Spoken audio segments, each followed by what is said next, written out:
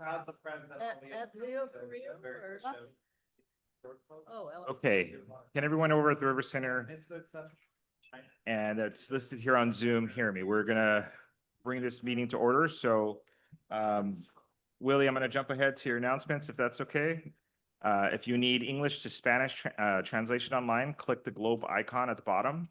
And actually, we're gonna ask Ms. DiMiasi if she can make this announcement for us. For in-person attendees needing translation, you can see Noemi at the River Center and Willie here at King Gillette Ranch for assistance. So, Ms. DiMiasi. Thank you so much, Willie. Muchísimas gracias a todos. Soy Flor Di Masi con Global Speak Traducciones y esta tarde estaremos proporcionando interpretación simultánea al español. Para poder accesar esta función, favor de localizar el icono en la forma de mundo en la parte inferior derecha de su pantalla. Una vez que lo hayan localizado, seleccionar español como su idioma de preferencia. Ahora comenzará usted a escuchar la interpretación en español. Es muy importante seleccionar modo silencio audio original para evitar escuchar ambos idiomas o ruidos de fondo. También voy a poner estas instrucciones vía en la chat line. Muchísimas gracias. Thank you, Willie. Okay, thank you. So we're going to call this meeting to the order. It's the 514th joint meeting of the Santa Monica Mountains Conservancy and the Santa Monica Mountains Advisory Committee. And we'll kick it off with the Pledge of Allegiance. And I'm going to ask Mr. Valencia here, he'd lead us in the pledge on behalf of our Assembly Office.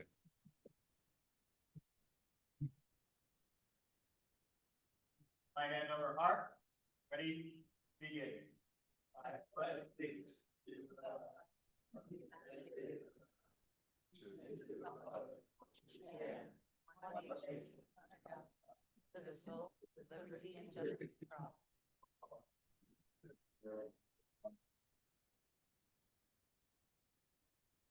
Okay.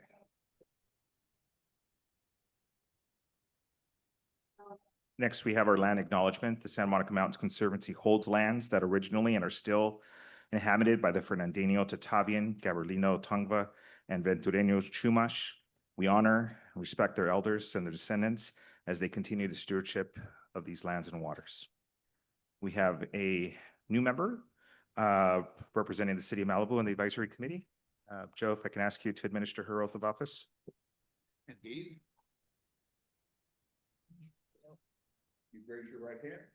Repeat after me. I, Halen Conrad, do solemnly swear do solemnly swear that I will support and defend the Constitution of the United States, that I will support and defend the Constitution of the United States the Constitution of the State of California, and the Constitution of the State of California against all enemies, foreign and domestic. against all enemies, foreign and domestic, I will bear true faith and allegiance that I will bear true faith and allegiance to the Constitution of the United States and the Constitution of California, to the Constitution of the United States and the Constitution of the State of California, that I take this obligation freely that I take this obligation without any mental without any mental reservation or purpose of evasion. or purpose of evasion, I will well and faithfully discharge and that I will well and faithfully discharge the duties upon which I'm about the duties upon which I am about to enter. to execute. Thank you.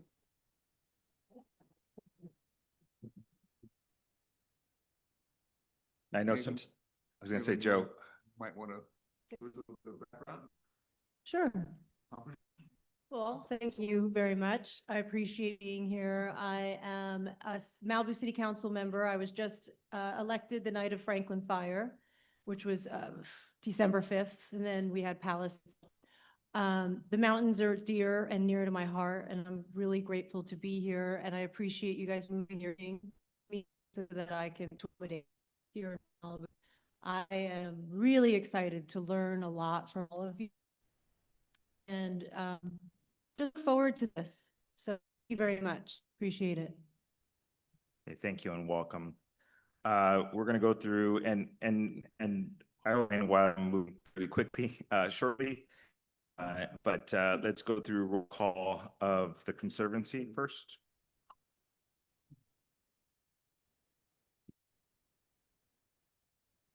Mr. Gurrell? Mr. Alonji? I'm here.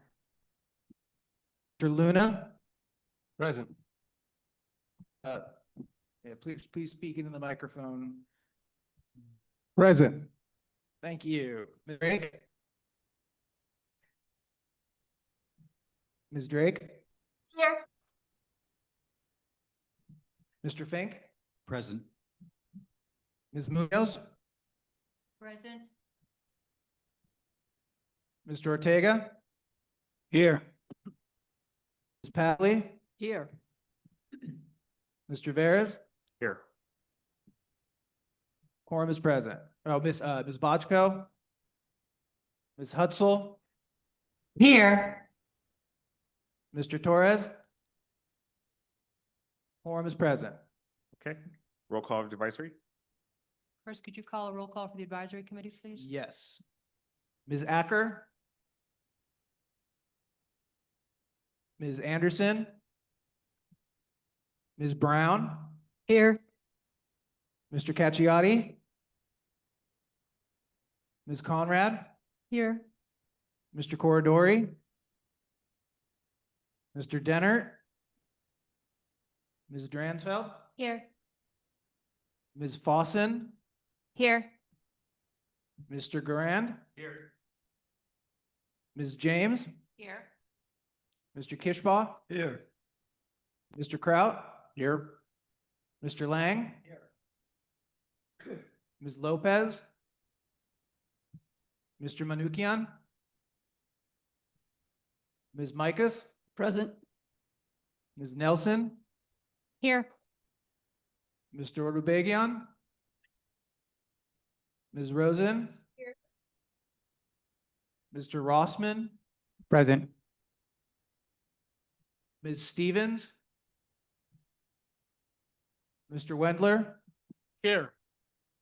Mr. Yagparian? Ms. Newsome? Here. Mr. Anderson? Here.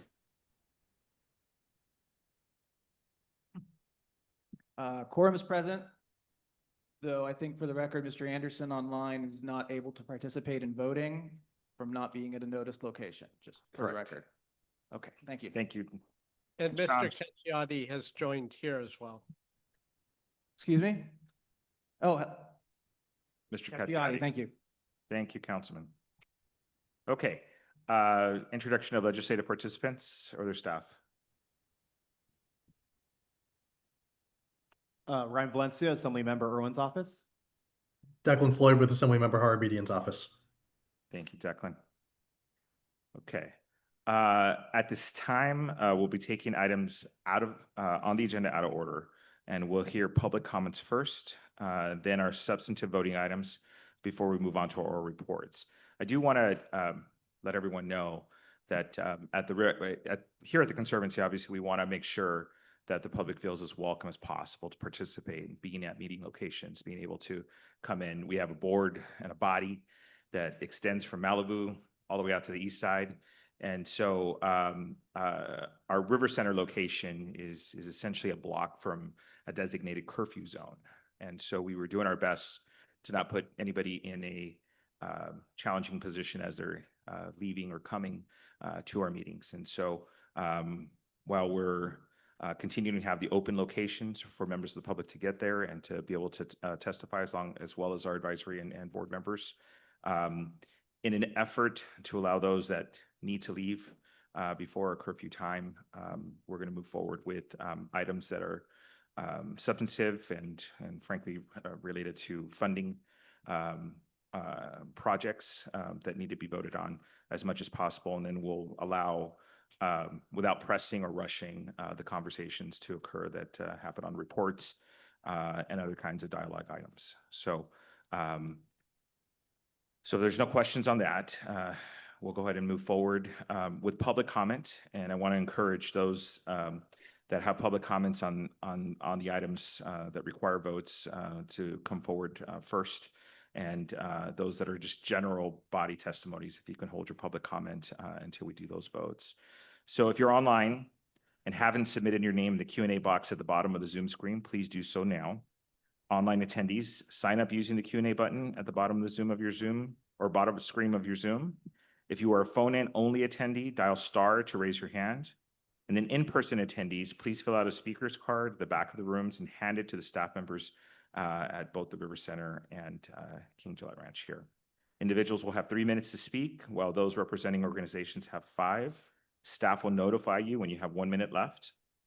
Do we have any members of the public signed up to speak? And Mr. Chair, yes, we do. We have currently 3 online. The first speaker I'd like to call upon is by the name of Charming Evelyn. Charming, you have the floor. Hello, I hope you can hear me. I'm Yes. very sorry, but I have a little bit of laryngitis, so I'm going to be really quick. I'm calling about item 12H, and one of the reasons is because as a Sierra Club member, I was very familiar and I was in that area of Eaton Canyon quite often, and I knew that Altadena really did not have a lot of open space. Applying for this grant because one of the things with Eaton Canyon gone, it normally takes nature decades really to recover. And a lot of that is based on topography and, of course, on climate. And we all know climate change is around. This is also a good opportunity for us to bring back a lot of open space into Altadena because, again, Eaton Canyon is going to take a long time to recover and to take a look at things like soil remediation and to acknowledge the fact that there are a lot of people who will not be able to build back, maybe because they didn't have insurance or their homes are not insured enough, or they are on fixed incomes, retired, or disabled.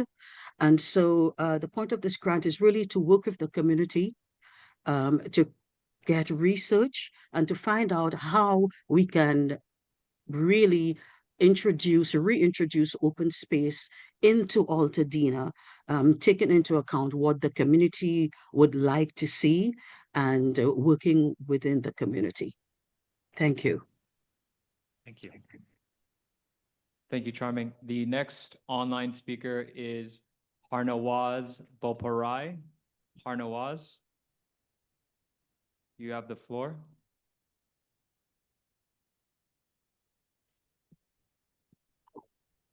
Hi, I was just putting my name in there, just because people were saying, it was mentioned to put our name in the chat. That's all. My apologies. That's all right, thank you. The next public speaker is Anastasia Komarovs. Anastasia?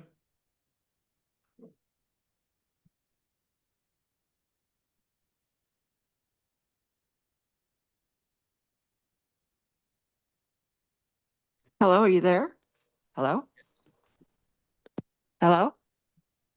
We can hear you. Okay, so you can hear me, right? Yes. Okay. Hello, my name's Ann Komarosk. I'm from the city of Malibu, sayrabbit.com. And I'm glad you guys changed your meeting date. It's incredible how powerful our council member can be, Councilwoman Conrad. Once again, these meetings aren't available to watch after. You guys do them live. It requires a public records request, and I would hope that the board changes that so that the public can tune in. An example is today, I think we're having 2 meetings. We have a planning commission meeting and we have your meeting at the exact same time, and we can't be everywhere at once. Thank you. Thank you, Anastasia. The next public speaker is Hugo Garcia. Hugo, you have the floor.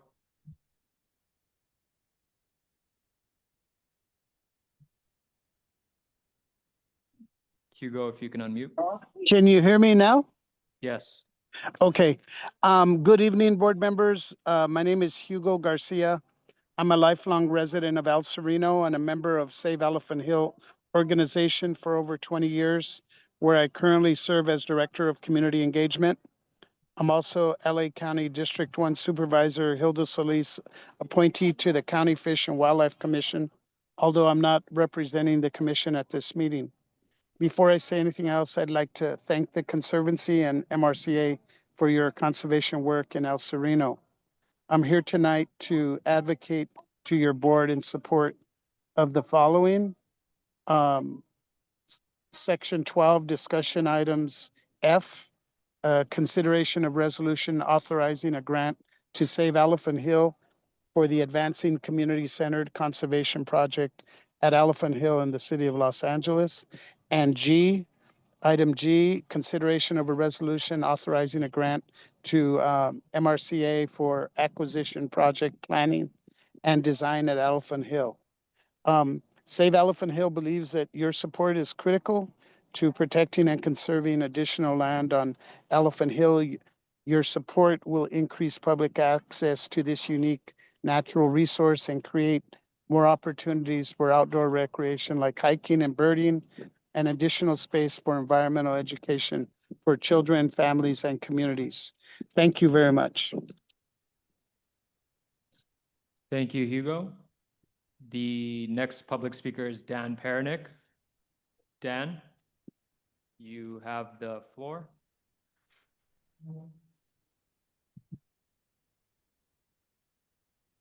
This is Dan. Hi, Dan. I'm Dan Pernick. I'm the general manager of the Rancho Simi Recreation and Park District, and I'm available in here for Mr. Dinnert's away this evening, and here for item 12K for any questions that the committee or the board may have. Thank you, Dan. The next public speaker is Deborah Browse. Deborah?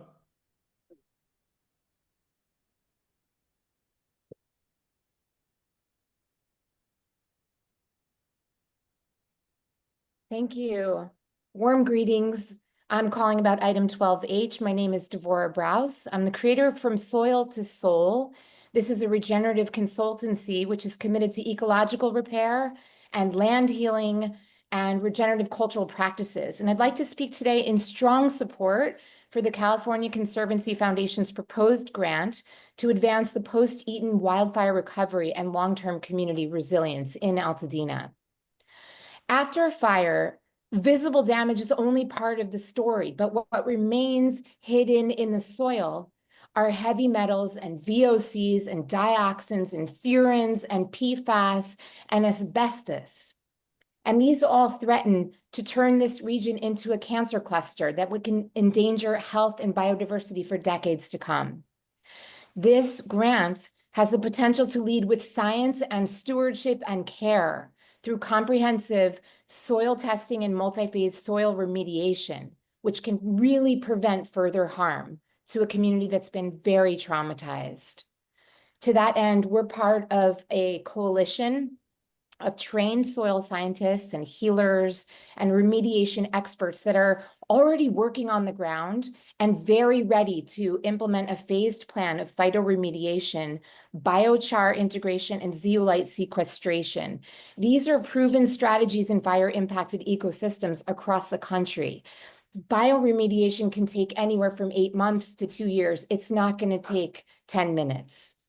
Additionally, this grant that's up for review can support researching land back opportunities so we can identify landowners that are not planning to rebuild, and we can explore the feasibility of restoring land to the Tongva people, the original stewards. This grant is so much more than disaster recovery. It's an opportunity to turn trauma into transformation, restoring land and culture and community through a model that's rooted in soil science, regenerative practices, and climate resilience. Thank you so much for giving me space and time to speak about this. I would love to list partners that are involved with this coalition so you can reach out to any of us if you have any further questions. I'm connected with the Southern California Bioremediation Coalition, Core Renewal, Plant Community LA, Studio Petrichor, Seeds of Hope, Fungal Solutions, Fungal Fix, SoilWise, LA Compost, and CAER. We are all very, very committed to bioremediation, and this grant will help us do a community model of regeneration. Thank you. Thank you so much. The next public speaker is Connor Everts. Connor, you have the floor.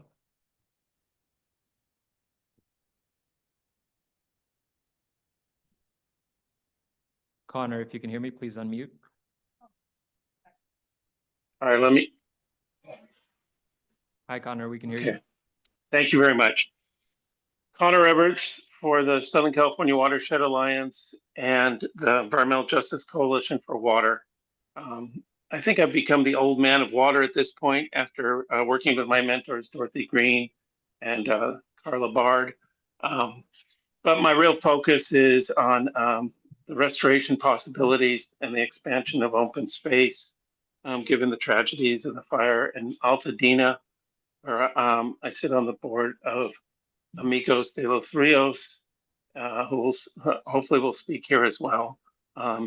You know, the connection of not only soil but water to these issues and the equity issues to me are the key points. So I want to thank you very much for this opportunity. I want to thank you for putting us early on the agenda, having given up at about 10:30 at night in Santa Monica's City Council last week. Thank you very much.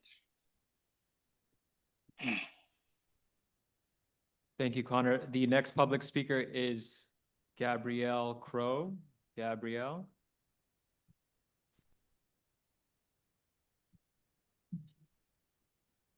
Netronene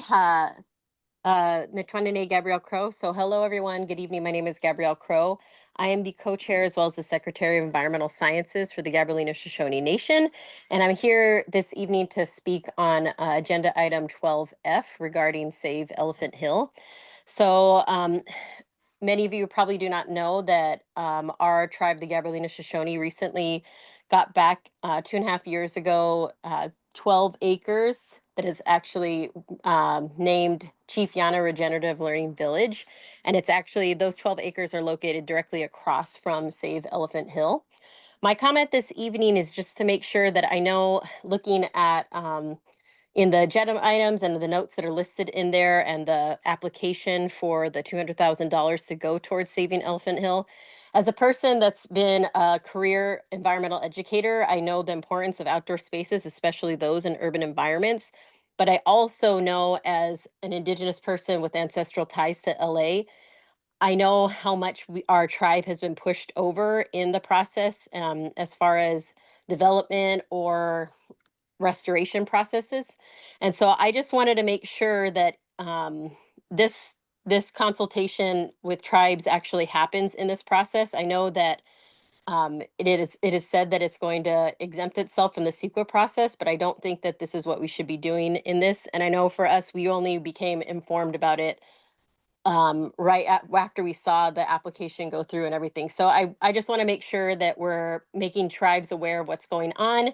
And even though we are restoring the process and restoring the area for a good purpose, I want to make sure that tribes are aware of everything that's happening during that restoration process. Thank you. Thank you, Gabrielle. The next public speaker and the last online public speaker is Bo Savage. Bo, you have the floor. Hi, I'm Bo Savage. I'm the Deputy Director at the LA Conservation Corps, and I'm here to thank the Conservancy for its longstanding support of the mission of the LA Conservation Corps, and thank the Conservancy for the consideration to put our young people in place to help with fire recovery and fire resilience in the Palisades and Brentwood area. Thanks. Thank you, Bo. We do have, I believe, one public speaker in person at the River Center. Yes, Patricia, Noemi? Yes, we do. Miss Elva Janes. Hello. Hello, can you hear me? King Gillette, can you hear me? Yes. Yes. Good evening, and thank you for the opportunity to speak. My name is Elva Yanez, and I'm board president of Save Elephant Hill. I would like to urge the Conservancy to vote in favor of items 12F and 12G, both of which focus on Elephant Hill in El Sereno. Item 12F would provide a grant to my organization to partner with recognized experts to help us develop an illustrated conservation vision document for Elephant Hill, develop materials to educate property owners, residents, and other stakeholders about how conservation-focused real estate works, and ensure community voices are represented in both processes. The other item, 12G, would provide resources to MRCA staff to undertake acquisition-focused project planning and design activities for Elephant Hill. Together, these items would advance a clear pathway for future conservation protections in El Sereno, and the goal we proposed at the March meeting to have the Conservancy acquire 25 additional acres on Elephant Hill with Prop 4 resources. These initial investments would also enable us to leverage additional resources from outside funders and agencies to further these shared conservation goals. On behalf of Save Elephant Hill and many El Sereno residents and organizational stakeholders, I thank you for your ongoing support over the years in advancing community-centered conservation. We are enthusiastic about expanding our partnership and look forward to an exciting new phase of this journey. Thank you. And I'll be around to answer any questions you have on the item. Thank you. Thank you. Is that it for our public?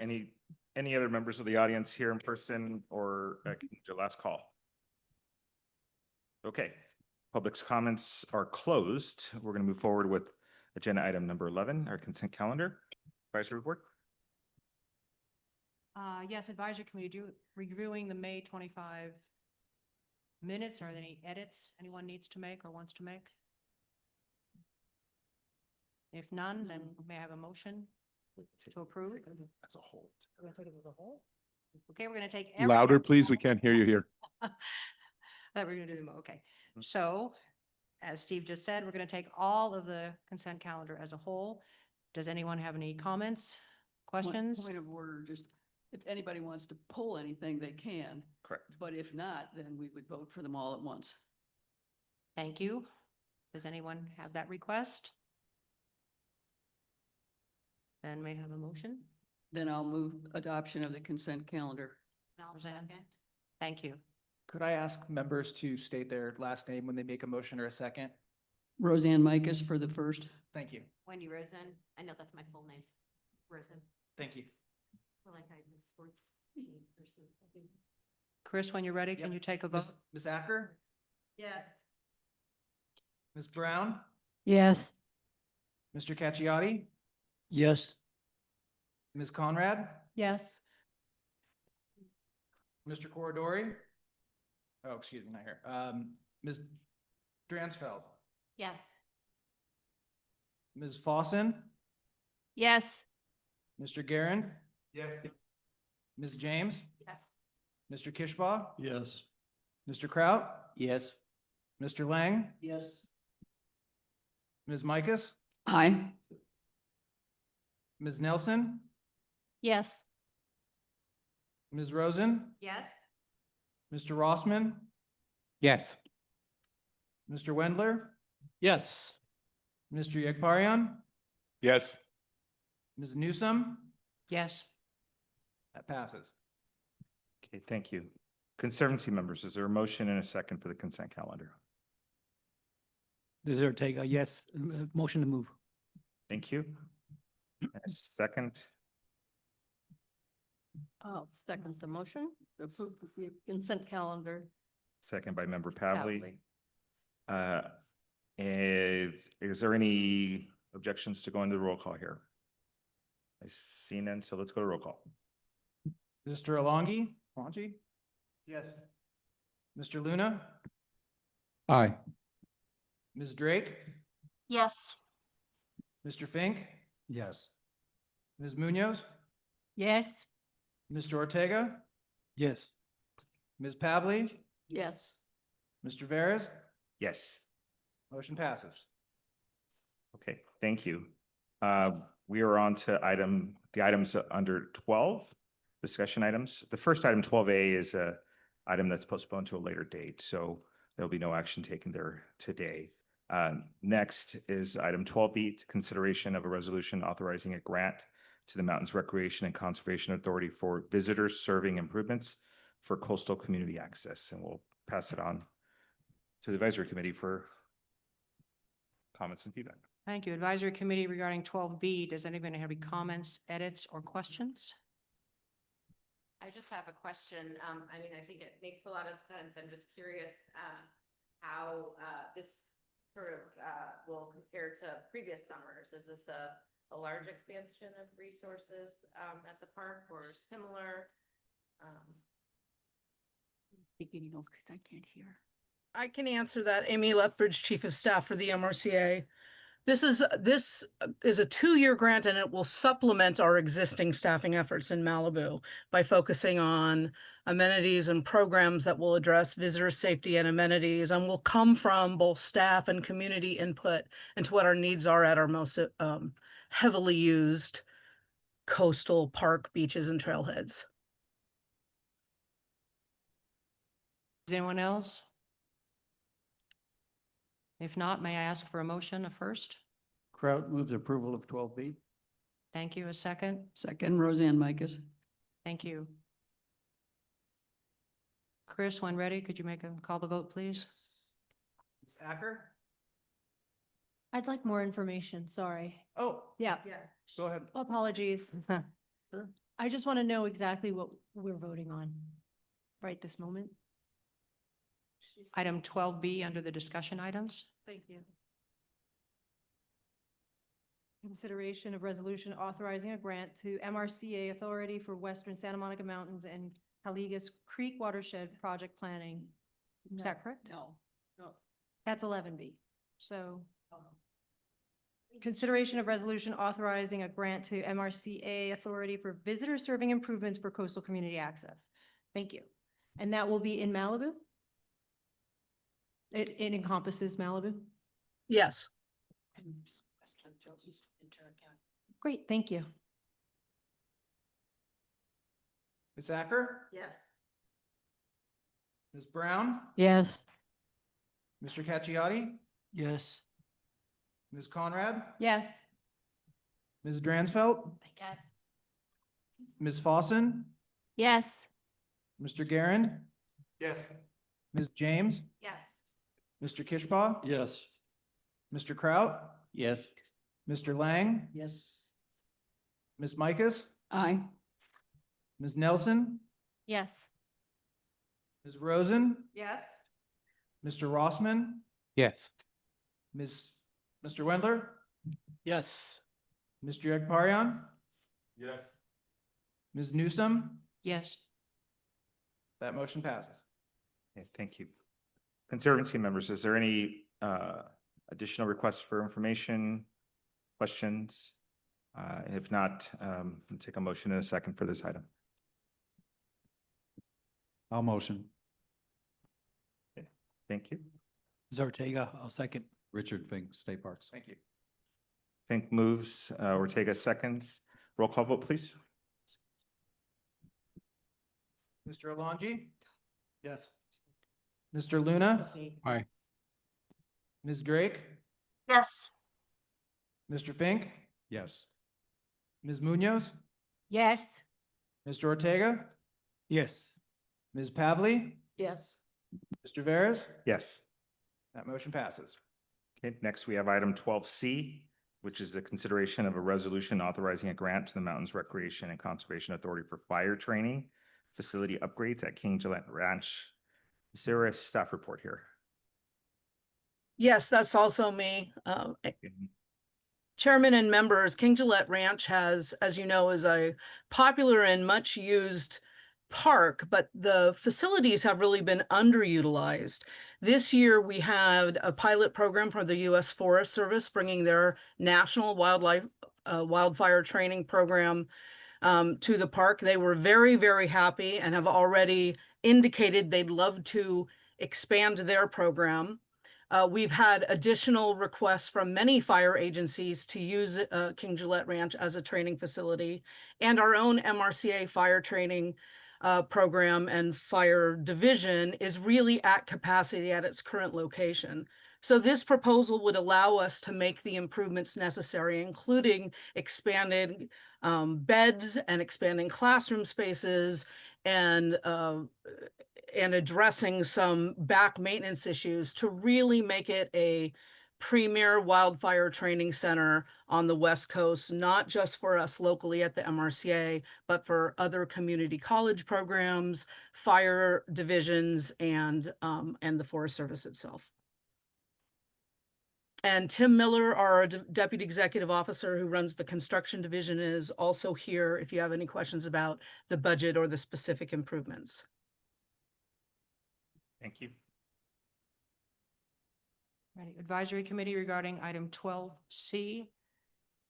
Does anyone have any questions or information they would like to discuss or ask about? Yes, just for my understanding, so this is a fee-based program when it provides the space for the training? Yeah. Yes. Are you specifically asking about the Forest Service program? Yes. Or the use of the facilities? Yes, the Forest Service using the facilities, is there revenue? Yes, we have a contract with them, and they cover their expenses. Thank you. Thank you. Anyone else? May I have a motion for first, please? Fishbaugh moves approval. Micus, second. Thank you. Chris, when ready, please take a vote. Ms. Acker, Yes. Ms. Brown, Yes. Mr. Cacchiotti, Yes. Ms. Conrad, Yes. Ms. Dransfeld, Yes. Ms. Fossen, Yes. Mr. Garand, Yes. Ms. James, Yes. Mr. Kishbaugh, Yes. Mr. Kraut, Yes. Mr. Lang, Yes. Ms. Micus, Aye. Ms. Nelson, Yes. Ms. Rosen, Yes. Mr. Rossman, Yes. Mr. Wendler, Yes. Mr. Yakparian, Yes. Ms. Newsom, Yes. that motion carried. Okay, thank you. Conservancy members, any questions or comments on 12C? I had a question, please, if I may. I was just curious, is there flexibility if for some reason the U.S. Forest Service,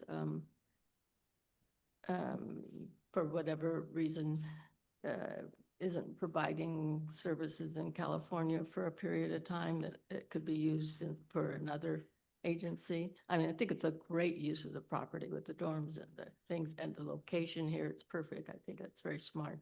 But I was just curious, with the wildlife conservation board, we're always a little sensitive on what's going to happen on federal lands or money, or what can they do or not do. But is there flexibility in this? If they don't use it, the funds could be available, they're Prop 4 dollars for another agency or department or something similar. Yes, and as I've mentioned, we've already received inquiries from both university, community college training programs, as well as other fire agencies who are just looking for adequate training facilities in the area. So we believe that even if the Forest Service could not continue their program temporarily or at all, that there is an audience and a need for these facilities.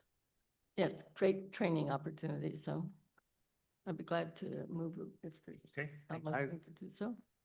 I just wanted to make one comment and say that this is an incredible opportunity for those who are trying to get their S-130s or their S-190s to get their wildland firefighting certifications, like I've had to. There's a long distance you have to travel in order to get a lot of these courses. One of the prime places to get it is Yosemite Adult Schools, where a lot of folks go to, and there's a long wait list in order to get there. So our fire division here in MRCA has a robust volunteer program that we should really be proud of. And so the more folks that we get from different agencies that are coming here into MRCA and to utilizing these facilities, it's an exciting opportunity to get SoCal workforce trained, just because there aren't many opportunities to get this training in Southern California. So I'm very thrilled that our capacity is ever growing. And I'm very proud of the MRCA Fire Division. Great, thank you. Those comments were from Ryan Valencia here. So on the floor, we have a motion by Member Pavley. Is there a second? Sorry, presumably we'll be getting paid for the use of the facilities and so forth. I'm just curious, when those funds come in, where would we be able to use them?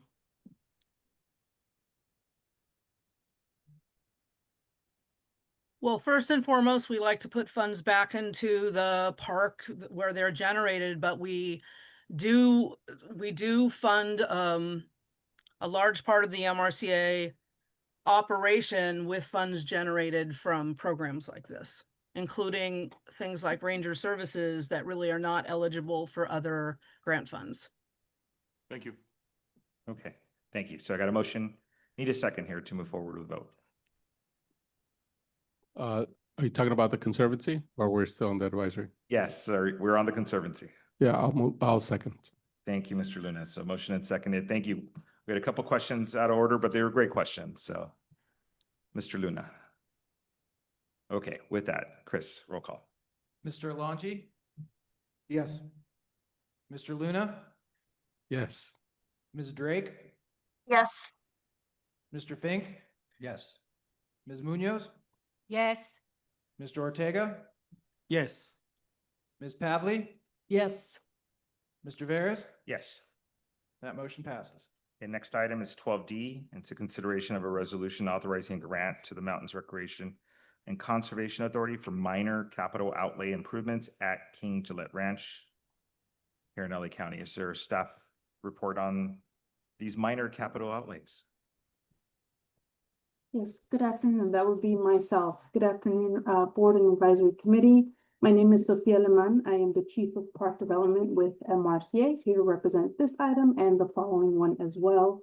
MRCA submitted this application for minor capital outlay improvements at King Gillette Ranch. These improvements are necessary for the continuity of what we've already shared is very critical community infrastructure. The site, the funding will help to actively improve the site to match the current demands, very specifically focused on visitor serving amenities such as trails, gathering spaces, and access points. By being able to fortify these amenities, it will also in turn protect natural resources that we were able to designate public access areas and non-public access areas to make sure there's a balance in this open space area that we maintain and operate. So I'm available for any questions. Okay, thank you. Advisory Committee? Advisory Committee, comments or questions for our speaker? Yes, I was unable to understand most of those words due to the echo in the speech. Could we have that repeated or filtered or? Yeah, Sophia, your microphone has kind of a. Maybe you could put subtitles. Yeah, I can put the closed captions. Just go for it. Just yell into your microphone. Sure, I will try my best. My apologies, and I'll try to be much more delicate in terms of it. But our aim here with this funding as we submit is really to fortify existing visitor serving amenities at King Gillette Ranch, counter to what the previous grant will be supporting our structures in the area. It's really to fortify this critical community infrastructure in the space while also protecting and preserving natural resources, which we know are vital at King Gillette Ranch. So the focus is on these amenities such as trails, gathering spaces, and access points. And it will actively improve the areas that have really been of high use as of late, with KGR being a very prime location for use. I hope that was clear as it wasn't previously. Yes, thank you. Okay. Thank you. That was much easier for us to read. Does anyone else have any comments or questions regarding this? Item 12D before us? If none, then may I ask for a motion? Wendy Rosen, so moved. Kraut, second. Thank you. Chris, when ready, please Ms. take the vote. Acker? Ms. Brown? Yes. Mr. Cacciati? Yes. Ms. Conrad? Yes. Ms. Dransfeld? Yes. Ms. Fossen? Yes. Mr. Garand? Yes. Ms. James? Yes. Mr. Kishbaugh? Yes. Mr. Kraut? Yes. Mr. Lang? Yes. Ms. Micas? Aye. Ms. Nelson, Yes. Ms. Rosen, Yes. Mr. Rossman, Yes. Mr. Wendler, Yes. Mr. Yegbarian, Yes. Ms. Newsom. Yes. That motion passed. Okay, thank you. Conservancy members, are there any questions or comments? River Center, any from you? Okay, seeing none. KGR, questions or comments? Just a comment that I believe almost all of Could you these. speak into the microphone? Excuse me, yeah, this is Member Pavley. I believe all these items are mostly monies from Proposition 4, which is a voter-approved climate-related bond adaptation as well as mitigation. And so just want to give a shout out that this was voter approved. It's not coming out of the general fund. And this is the kind of programs that the public had in mind, I believe, when they voted for it, protecting watersheds and everything else. So good to see so much of it being expended for the right purpose and in our area. Great, thank you. I do have a question as well. For typically when we have the capital outlay projects, major capital outlay, sometimes we have signage recognizing where the funds came from. I know sometimes on the minor ones, the sign sometimes can cost more than the improvements. Are we acknowledging, because I think it's very important to continue to allow the public to feel that when they make a vote here, that it actually is connected to improvements in our areas, for example. But any thought given, whether it's this or others, doesn't have to go now, but especially when we're talking about gathering spaces, is sort of like the key trigger point to know that you get a gathering space, partially be improvement or whatever the plan is exactly. That at least we could acknowledge that there's some Prop 4 connection to and voter approved funding that goes to improve that space. Oh, absolutely. It's part of, we always acknowledge which funding source. We always acknowledge which funding source provided it. Okay, great. However, we're not going to be like some of our nonprofit friends who put donors' names on the back of chairs. This chair was brought to you by Santa Monica Mountains Conservancy. However, it would be nice, we used to have that kind of requirement. It was actually a requirement of several of the bonds. And I don't know if they dropped that requirement or if we just were not faithful in carrying it out, but we'll make sure that everybody that needs the acknowledgement gets the acknowledgement. Right. There's an important connection to be made from voting for a bond initiative to the funding coming to reality. I think it's as much as we can sort of make those connections, I think it's valuable for today and for the future here. So, okay. Any other comments or questions on this item? If not, I'll ask for a motion and a second for its approval. So moved. Okay. That was Irma at the River Center, yes? Yes. Thank you. This is Ortega, I'll second. And Ortega second. Okay, roll call vote, please. Mr. Alonji? Yes. Mr. Luna? Aye. Ms. Drake? Yes. Mr. Fink? Yes. Ms. Munoz? Yes. Mr. Ortega? Yes. Ms. Pavley? Yes. Mr. Veras? Yes. That motion passes. Okay, item 12E is a consideration of a resolution authorizing a grant to the Mountains Recreation and Conservation Authority for minor capital outlay improvements along the Los Angeles River, City of Los Angeles. Very similar to the staff presentation given for item 12D.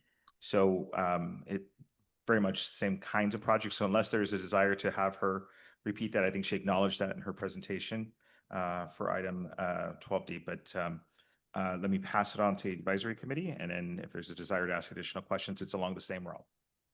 I've got a question. Okay, go ahead. Sorry. Could we just get two samples? I understand they're small projects, but could you just give us like two of the samples to get a better picture? Because it's easier for me to understand trail maintenance and so forth at King Gillette, but since the LA River is so much more distributed, a couple of examples would just help solidify what we're doing.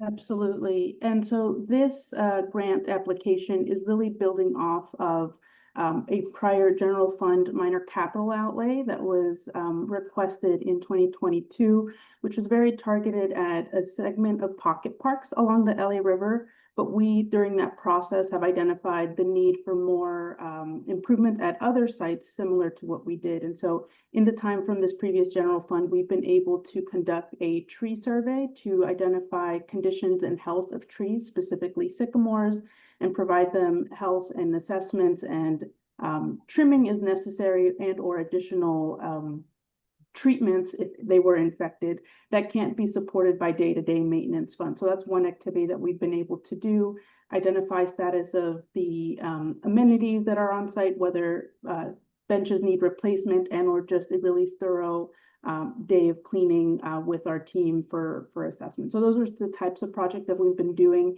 But I do know that on the kind of expanded section of this grant, additional signage is needed to be updated to the LA River Master Plan of 2020 so that there's more cohesiveness and connection along the LA River. Thank you. Thank you. Are there any other questions for our speaker? If not, may I ask for a motion Yakbarian moves. and a second? Kraut seconds. Thank you. Chris, when ready? Ms. Acker, Yes. Ms. Brown, Yes. Mr. Cacciati, Yes. Ms. Conrad, Yes. Ms. Dransfeld, Yes. Ms. Fawson, Yes. Mr. Guerin, Yes. Ms. James, Yes.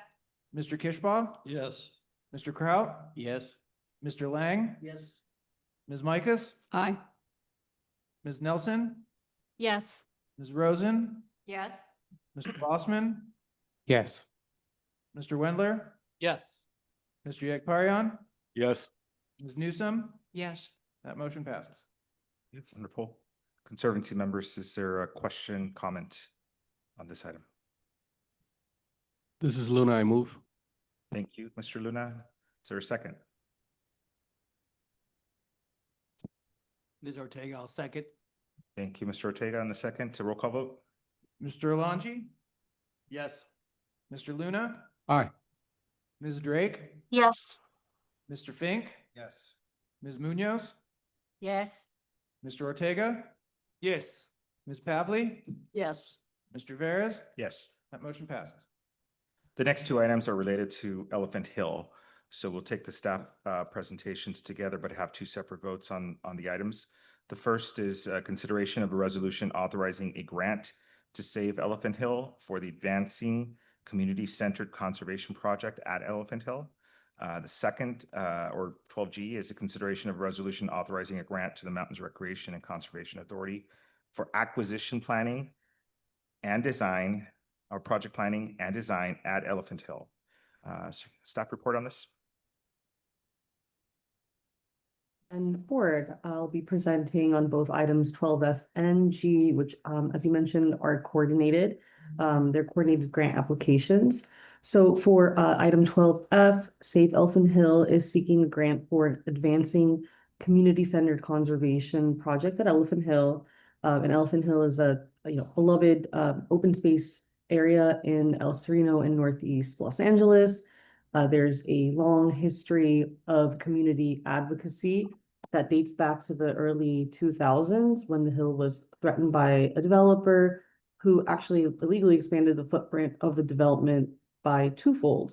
So the community really stepped in, and this is before social media existed, and they fought the development off, and they organized with the community. So due to Save Elephant Hill's advocacy, the city of LA and later MRCA acquired open space. And currently between both MRCA and the city of LA, we manage just under 25 acres. So 25 acres with about 65 acres remaining in the city of LA that are under private ownership. So about a third of the land almost in LA are already protected. So MRC is currently has a grant with Los Angeles County Regional Park and Open Space District for trail construction and acquisition. And the original grant scope had some language that limited what could be acquired. So that narrowed down the parcels that are adjacent to the MRCA's existing holdings. Later on, the scope was adjusted, which has allowed us to make several successful acquisitions.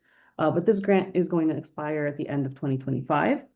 And Elfin Hill is still under threat of private development. So the community and MRCA have been coordinating closely on acquisition opportunities. The community's been like, honestly, just they're out there. There's people that sometimes are just out there doing weird things, surveying their land. And it's really like our community partners that are there that'll say, hey, this is, MRCA's information. They're a public agency and they kind of do like a lot of good engagement and have brought interested sellers to us. So the community's already kind of, they are already helping us in acquisition. So the community and MRCA, we want to continue to work together. MRCA is committed to continuing to identify opportunities for acquisition and then helping secure the funds. So I can talk about that in a moment. But this grant application would allow Save Elephant Hill to create a community conservation toolkit, and it will really capture the community's vision of Elephant Hill. There really isn't a community-facing document that supports that, and they would work with Salt Landscape Architects on that. And essentially, a document is really to help the community be seen, but also as a tool for conservation that it could be used with private landowners. Additionally, with decision makers, elected officials, it's really bringing in, building off of previous engagement while also continuing that engagement. Additionally, Save Elephant Hill will provide education on MRCA's practices for acquisition, including the appraisal process. Oftentimes, folks that we engage with, private landowners, they just experience the process, and sometimes they have questions on the appraisals and all that, but kind of getting ahead of that and just having like a neutral community-based entity providing the information on what to expect.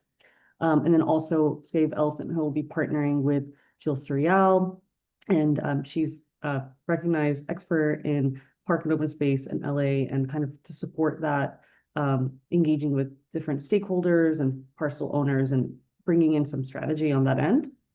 And then lastly, on MRCA's end, on the grant application for item 12G, essentially the grant would be for MRCA to continue to have capacity to engage with private landowners, continue community engagement, complete appraisals, and actually help with that process. And again, MRCA is working already closely with Save Elephant Hill and different community-based organizations and different organizations on issues such as off-roading. So there's already a really strong network of community-based organizations, and this is just really like building off of a lot of that existing structure. So I'm going to pause, and I know Elvianes is also here from Save Elephant Hill and can answer additional questions if I'm not able to get to some. Garand, I have a question. So this community awareness and engagement plan, I think it's very exciting to see this. And because I'm a new member, I don't know what is our experience in the past with such a scope of effort to engage. Have we had these kind of projects in the past? We have different kinds of open space plans and efforts, but this is unique because it is acquisition oriented. But it's kind of we get into this chicken and egg situation where in order for folks to even, and whether it's like community members who also own land on the hill, it's really getting the community's vision and having that as the forefront of the acquisition, and then having that vision used as a tool to let private landowners know that, selling your land to a public agency, which has tax benefits, there's like a lot of, interesting layers to it, but, using the vision as a tool to get folks to feel like, hey, there's actually something happening here, and I have options of where I can, sell my land to and what kind of legacy we create with that. So yeah, that I think element is unique to this.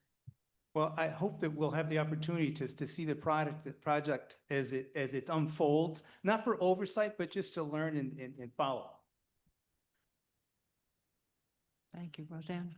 Yeah, just a comment, because I've been following each of our items that have been going along after the comment about what proposition it is, and all of them pretty much except, they all say under the background in the report, most of them say Proposition 4. The first Elephant Hill one was Proposition 4. The second Proposition, Elephant Hill one is Proposition 68. So I do think that the staff has been doing this, and we just probably weren't, I wasn't paying attention to it myself as much until you asked. And I just did these last several items, and so that's a good thing.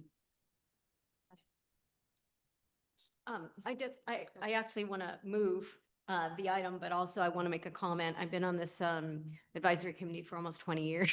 I mean, I can't believe I've aged here and turned gray. But I remember the advocacy of Elephant Hill so sort of vibrantly in my mind at the LA River Center. And when you talk about how engaged a community has been, those were some of the longest, but also the most interesting, meetings that we had.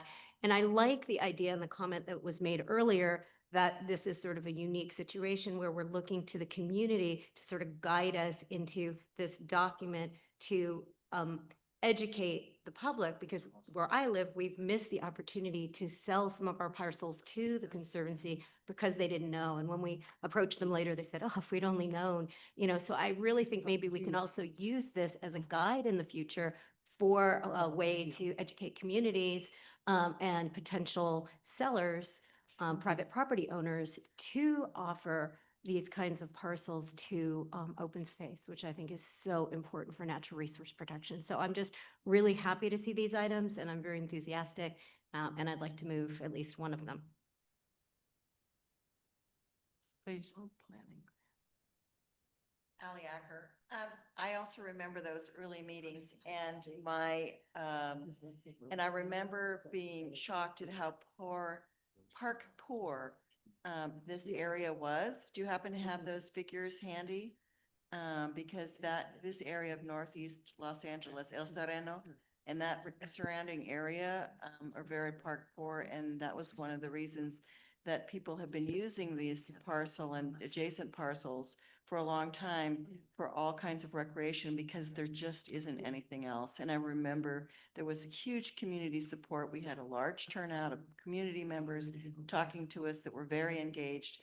And that's why I agree with Wendy and everybody else. This is wonderful to see that the community is leading the charge. Yes. So in Northeast Los Angeles, I love Nila. There's beautiful hilltops, canyons, there's so much open space, and there's been a vision for a long time to connect those open spaces. That's later or as we go. So our hope is to create like accessible recreational opportunities. So for example, trails that aren't like super steep, because that's a lot of times there are used trails or old trails that are not aligned with current trail guidelines. So that is a really big effort, is preserving the open space so they don't become developed. A lot of the hill is under threat for development. And then to make those trails, because there are trails there, people use it, but it's really steep. Like I'm a trail planner, not that I'm the best hiker in the world, but I run out of breath every time I go up it's like an old essentially used trail. So it is really important when we talk about, there's a lot of open space. It's beautiful. There's California walnut habitat that the community is really excited about. A lot of like efforts, really like community-based efforts. But again, it really, at the end of the day, down the line, we have to really think about how we are creating accessible, trail and recreational opportunities. So thank you for mentioning that. Thank you. Again, advisory committee, are any more questions or comments regarding 12F, which again is consideration of resolution authorizing a grant to save Elephant Hill for the Advancing Community-Centered Conservation Project at Elephant Hill, City of Los Angeles. So moved. This is Daniel Rosson. in the River Center. Um, I I want to get towards that goal of saving Elephant Hill, and I think a lot of the values of protecting that open space are outlined in this proposal. I am a little just unclear about, to me, and members have spoken about 20 years of engagement where the community is coming forward and saying we need to protect this place, that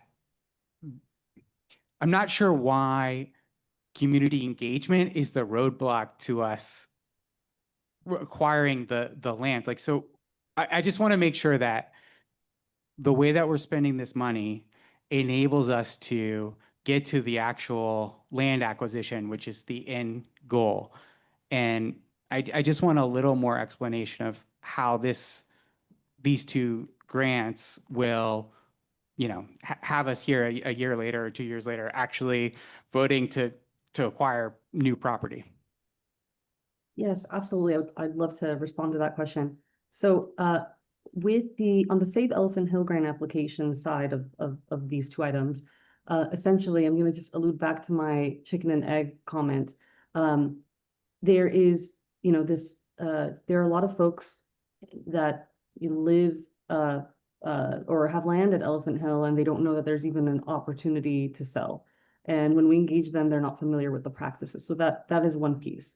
Another element of this is the community's engaging, the community, Save Elephant Hill would be engaging with the local community because there isn't a community based document that will not, it's not only just for landowners, as I mentioned, it's also for our other partners. So, this is going to take a lot of partnerships. So there is also that element of allowing the community that space. But on the MRCA item, it's engaging landowners. It's really like, we're going after appraisals. It's our staff time to reach out to folks. I just got an email this week from someone who's like, I have all these different parcels and I want to talk to you, we, need capacity internally to have those conversations. So, engagement is engaging the community, but also engaging private landowners. So in both of the grants, we'll address both of those things. And at the end of the day, it's really giving us both capacity on the community and MRCA to have those conversations so that we can make these deals and preserve the open space. Let me know if that if I could add anything else to that.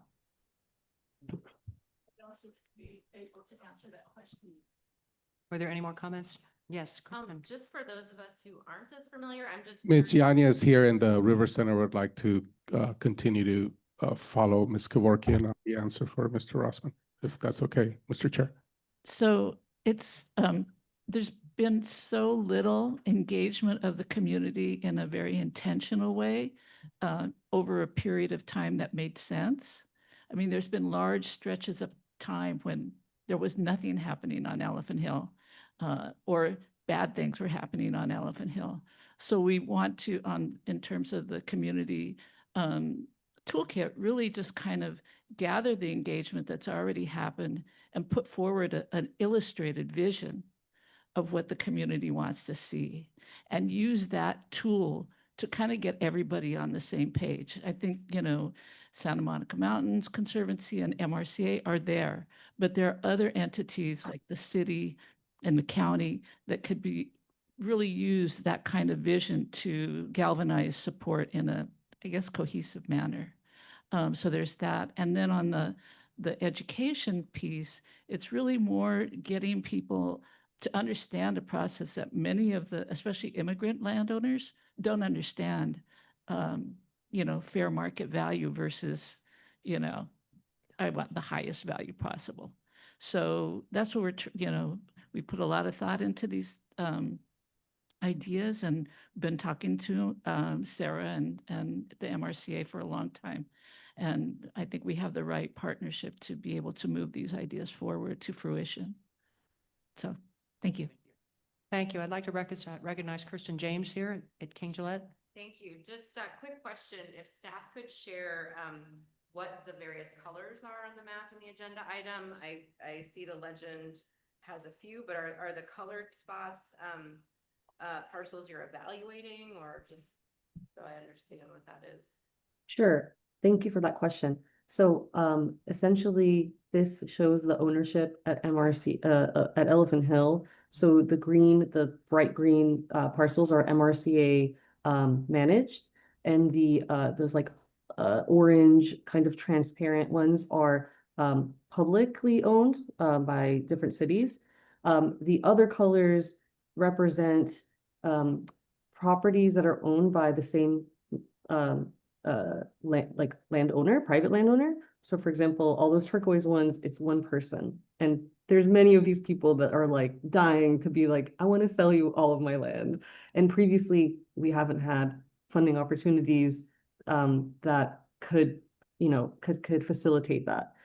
So what this demonstrates is those, and in those black outline boxes with no filled color inside of it, those are, each of those parcels are owned by an independent, completely different owner.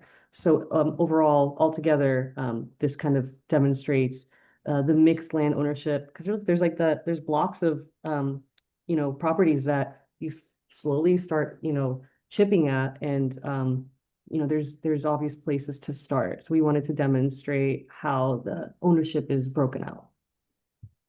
Great, thank you, very helpful. Thank you. Do we have any other questions, comments regarding 12F?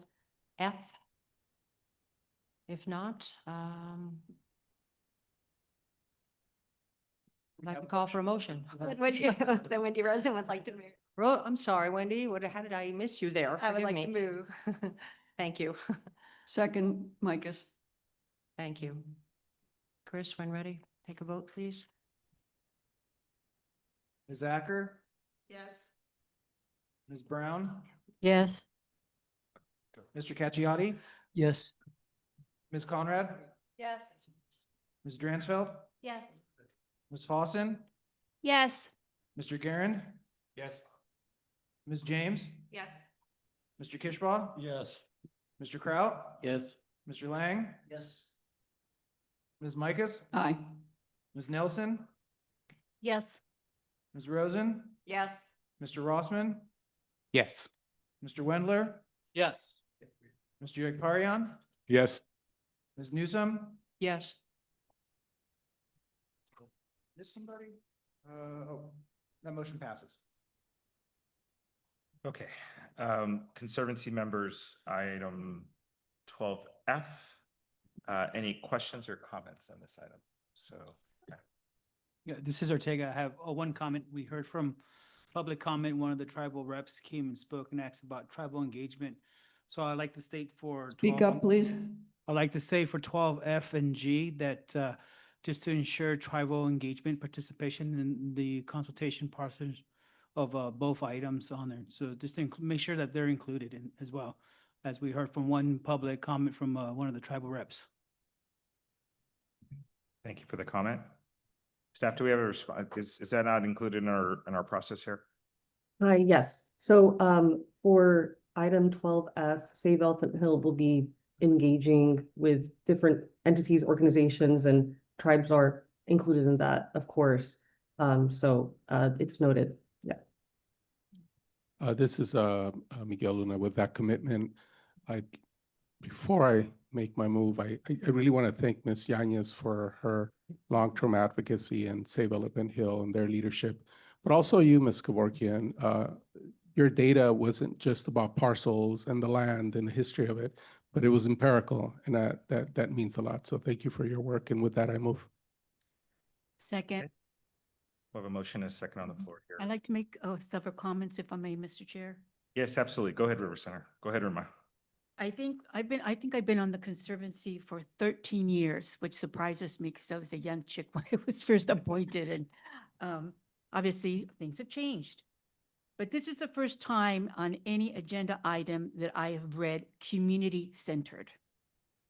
The truth is anything that's developed for the public, especially in outdoor space, it needs to be community-driven, community-centered, community-focused, because then they will take care of it. If you just build a park Well, they had nothing to say of what trees were planted or what their kids wanted. So that is something that should be happening, not just here at Elephant Hill, but in our other projects that we have. And it's about the community. It's about the people who are going to use and enjoy the space that we create so that they can lead and own that space, so they can take care of it. Not only the adults, but the children and everything, everybody between 2 and grandpa age, grandma age, so they appreciate and value what they created with whatever agency they were working with. And then I want to say, I really want to thank the leadership of Alva Yanis and the many countless folks who are residents of Elephant Hill. I knew about Elephant Hill before I even got on the Conservancy. And it takes a lot of strength, determination, and stubbornness to work on the saving of Elephant Hill for the many, many, many years they've been at it. Most people would have given up a long time ago, but it was their passion, and they wanted to save space, green space, which is what we're about. And lastly, Ms. Sarah, you really know this project very, very well. And you have really educated and informed and inspired so many, including the residents of Elephant Hill. We always need someone who will listen, understand when they're working for a governmental agency and not pretending that we get it. And yes, we're here for you, but you truly are a classic and great example of what a true partnership can be between a governmental agency and a community. So thank you so much for your work. And with that, I'm going to vote yes on this. Thank you. Thank you, Javon. Ryan, comments? Well, my first comment was addressed by Rudy, so thank you. I just want to make sure there's follow-up with the public comments that are made on Indigenous input. My second question or comment has to do with, first, I'm ignorant to the park, to be frank with you. I'm from a different neighborhood, so wanted a little bit more context, because the first time that this item came up, I read a little bit about how it had become a bit of a off-roading site. And so I just wanted a little bit of the law enforcement side of things. Has that issue kind of been dealt with since then? And is there cross-jurisdictional agreements with the city surrounding and MRC or MRCA property for law enforcement? So just as a safety standpoint. Sure, I can address those questions. So actually it was Elva and Save Elephant Hill, Elva and Hugo, that reached out to us, and they had identified California State Parks grant opportunity for basically for off-roading mitigation. And the community came to MRCA and said, we want you to apply for this grant. We want to partner with you.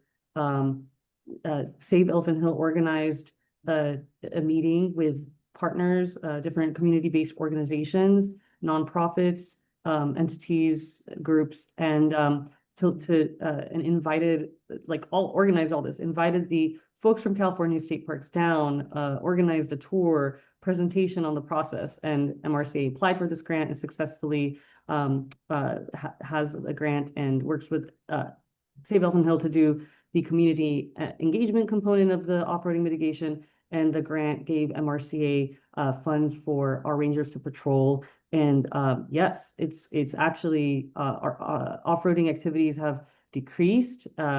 It's really like a two-step process. You need to have the engagement, the community education, but also basically the law enforcement and having the presence there. So essentially, yes, it was really from the community that that grant came to be, and actually also engaging with City of LA. We work closely, from our rangers, we work closely with the city, and not just in terms of law enforcement, but I know that like a big part of what Save Elephant Hill has been being really partner is how do we coordinate more with the city at all the different layers, from council layer level and so forth. So yes, we are already working with in conjunction with both the community and the city. And I think these grants will allow us to continue to have the capacity for us to continue that work. Great, thank you. I just wanted to keep that in mind as we expand more land, if we've dealt with that issue already. So thank you very much for that. Sure, thank you. Any other comments? Um, I'd like to offer a few on my part here. I've watched this for a long time as well. Northeast LA has a sort of special network of these hills that I think it's been long our desire to connect and make work together. This one has been an amazing project because it's had this interesting activism history, and you can kind of see what the future is by just standing, right off of probably one of the busiest trick-or-treating streets in the city of Los Angeles, which is right there on Collis. But from the standpoint, it does take activists to continue to sort of refresh. I appreciate, Sarah, you mentioned the council, and I hope in the Save Elephant Hill with Ugo and Elva there, we have a new council member in the area that sometimes engaging and talking about vision and coordination is valuable and important.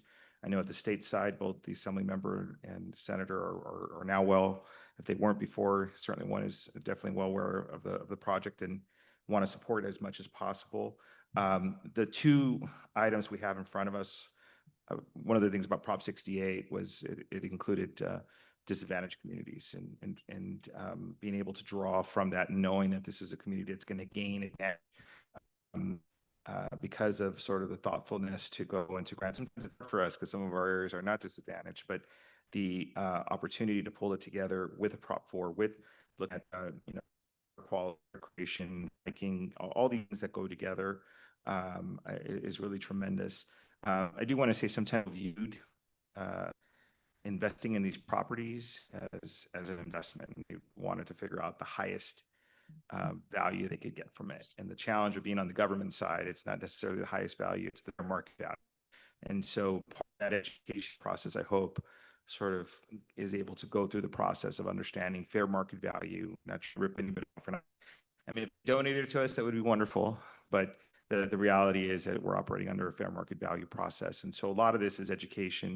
There is, for a while, immigrant funding sources, our out-of-country funding sources that have been parts of some of these parcels, but the whole total communication is an alignment of state, local, and community-based interest to be able to get to something that we can also buy or look at, has some work there. So the activism, we appreciate online and in person, and certainly everybody who remembers pieces of this. We still have some work to do, but I think these two grants in front of us will do a lot to pull it together and get a chance to re-educate the new council member and all the electeds there to be on the same page always with what happens.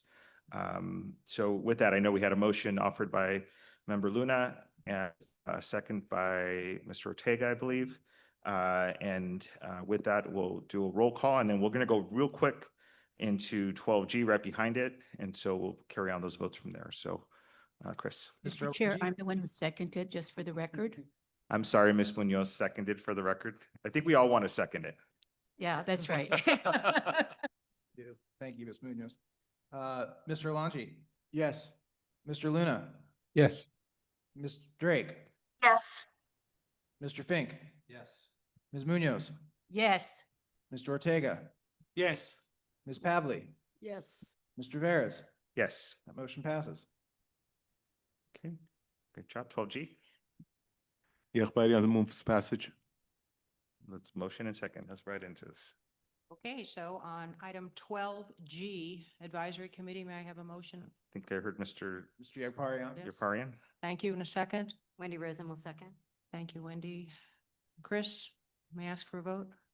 Ms. Acker? Yes. Ms. Brown? Yes. Mr. Cacciati? Yes. Ms. Conrad? Yes. Ms. Dransfeld? Yes. Ms. Fawson? Yes. Mr. Garand? Yes. Ms. James? Yes. Mr. Kishbaugh? Yes. Mr. Kraut? Yes. Mr. Lang? Yes. Ms. Micus? Aye.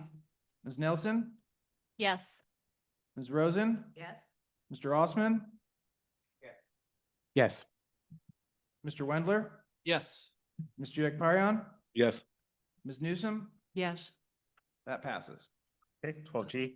Ms. Munoz, are you open to make the motion here? Yes, I am. Okay, Mr. Ortega, how about a second from you? Second. Okay, roll call vote, please. Mr. Alonji? Yes. Mr. Luna? Aye. Ms. Drake? Yes. Mr. Fink? Ms. Munoz?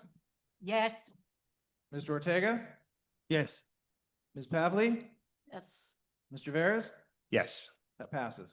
Thank you. Congratulations. And thank you, staff, for working quickly on this item. I know we had a couple months back with community comments that filled our public comment here. And it's great being able to work together with the community and bring forward something that gets on the action side of things.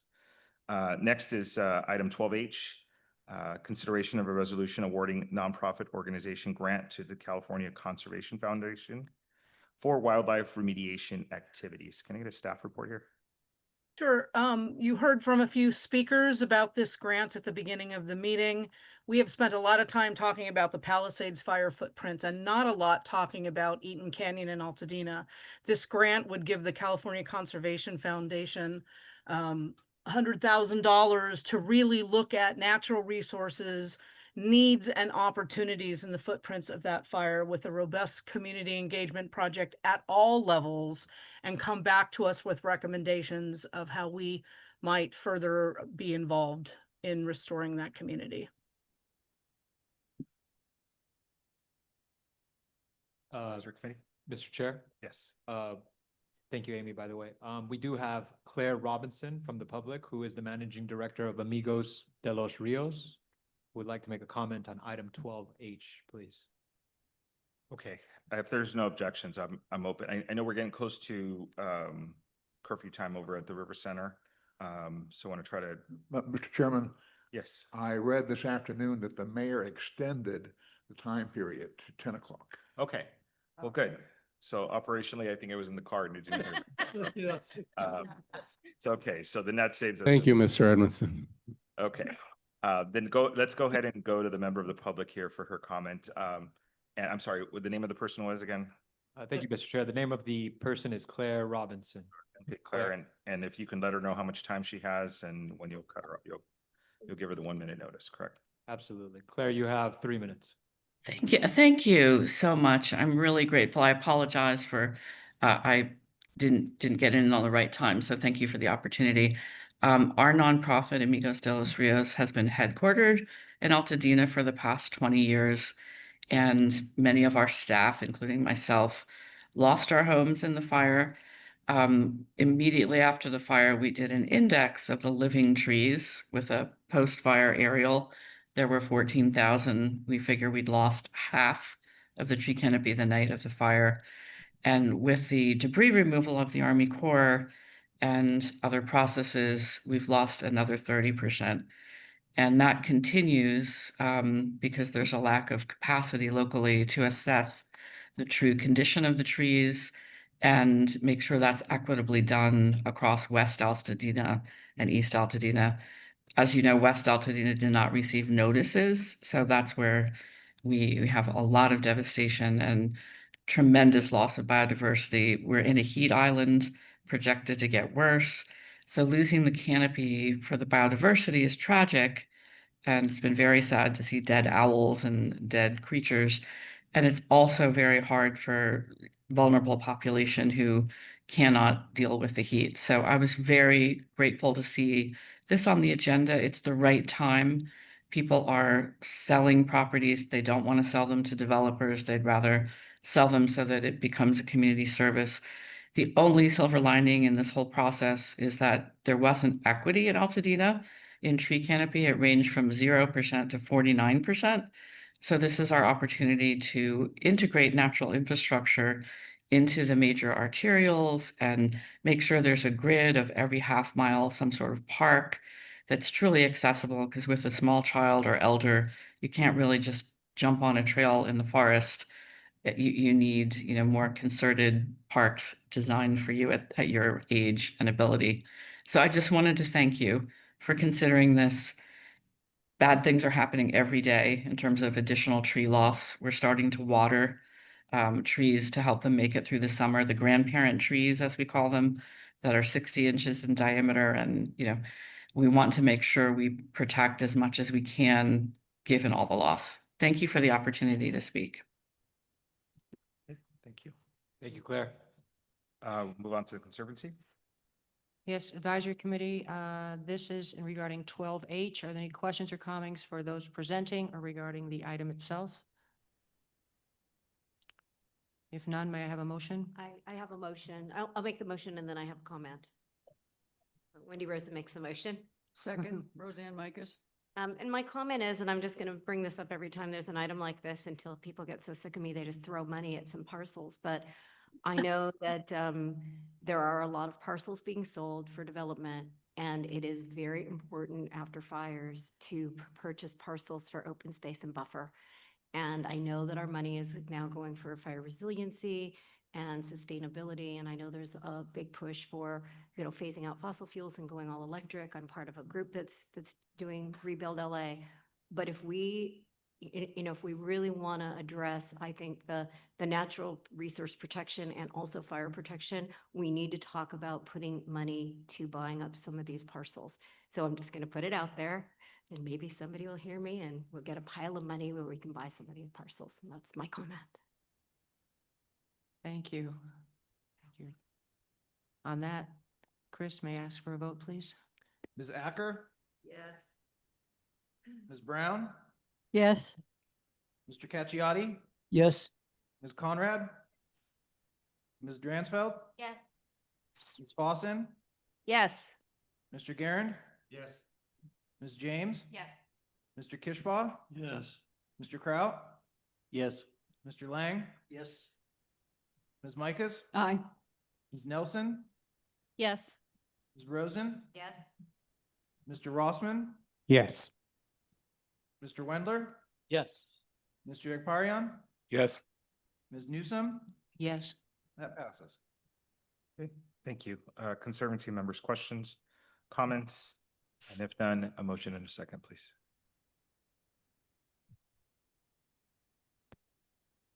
Richard Fink, I'll motion. Thank you. Thank you, Richard. And is there a second? Second. Second by Pavli. Roll call vote. Mr. Alonji? Yes. Mr. Luna? Yes. Ms. Drake? Yes. Mr. Fink? Yes. Ms. Munoz has left the meeting. Mr. Ortega? Yes. Ms. Pavli? Yes. Mr. Veras? Yes. That motion passes. Thank you. Next is item 12I, consideration of an allocation of wildfire workforce development funding. I love that. Wildfire workforce development funding for a cultural burn training program for the Mountains Recreation Conservation Authority staff and tribal representatives. This is your staff report. That's me again. Last meeting, you all authorized a grant to the MRCA for a variety of wildfire resilience efforts, including workforce development. We're requesting that we specifically augment $150,000 of that workforce development money for a specific cultural burn training program, not just for our own staff, but for tribal representatives and others who may be interested in this there's increasing conversation and interest in learning from tribal members, and there are resources out there, and our fire training division can offer these courses both internally and to the tribal members and the public. So Okay. we're Got it. Advisory committee. Do you have a question? I'm going to have a question and comment, and I will move the item. There appears to be, at least unless I'm reading it incorrectly, in the staff report on page 168 of 195, under consideration, it says they're asking for $150,000. In the resolution, in the third whereas, it's referencing $7,400,000. That seems to be a big discrepancy, or am I misreading what it says? the $7,400,000 was what was approved last meeting. We're asking that we use $150,000 of that 7 million for this program. Okay, but the 150,000 doesn't appear anywhere in the resolution, apparently. We'll take a look at that, but it. Okay, the I just intent want to was make that it comes out of the original. Okay, okay, it just seemed like a little crazy there, wasn't sure.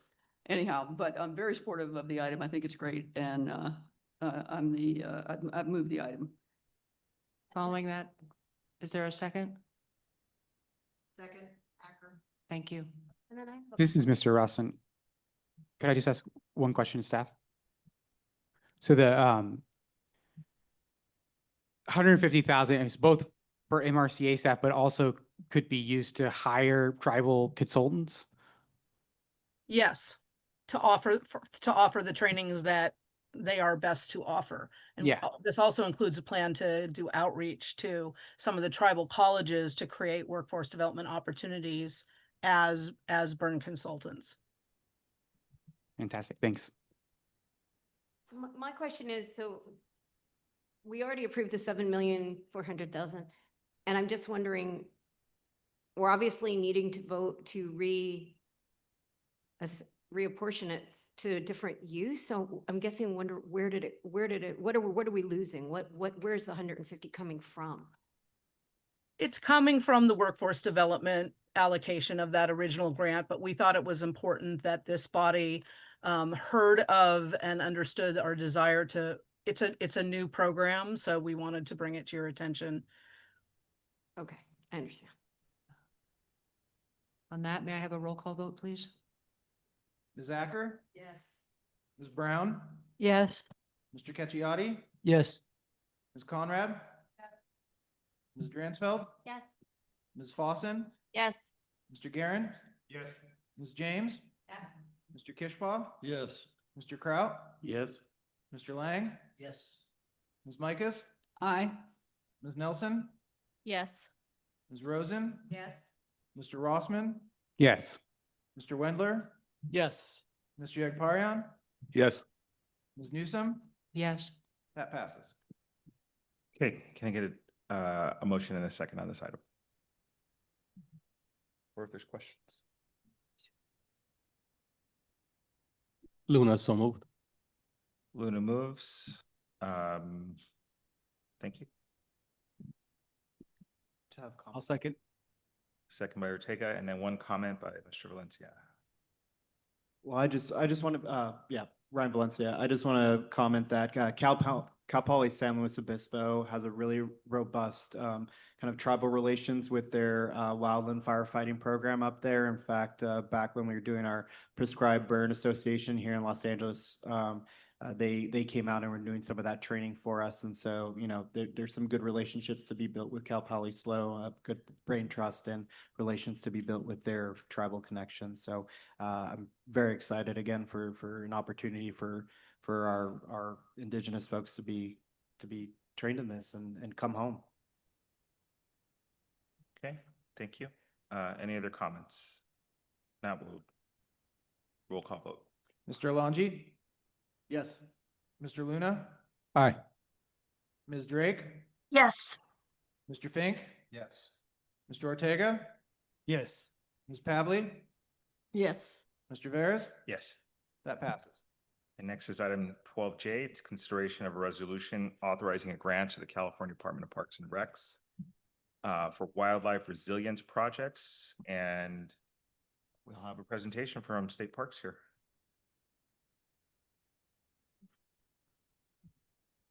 Thank you. Good evening. My name is Richard Fink. I'm the superintendent for California State Parks. I am superintendent of the Angeles District. We have, depending on how you look at it, about 25 state park units, primarily throughout LA County and a little bit in Ventura. We have a big territory and a great team. Today, I'm actually going to leave my seat here and come over to this side of the room and talk about a grant application that California State Parks has put in for your consideration.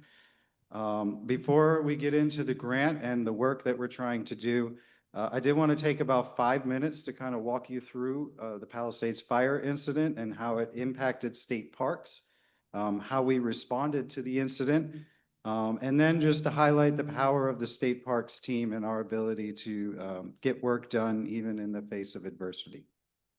Next slide, please. So as many of you know, on January 7th, 2025, the Palisades fire incident began on the southeast side of Palisades Drive. In the 24 days that followed, over 23,000 acres were destroyed. 8,300 of those acres were state park land, which is over 1/3 of the entire Palisades fire incident. Tragically, as you know, 6,800 homes and businesses were destroyed in the Palisades fire, and that does include 47 state park structures. This picture was taken the morning of the fire from Will Rogers State Park as we watched the fire move through Topanga. Next slide, please. So I mentioned 47 facilities that were destroyed in the fire. These irreplaceable resources included places such as the Will Rogers Ranch House, which you see in front of you.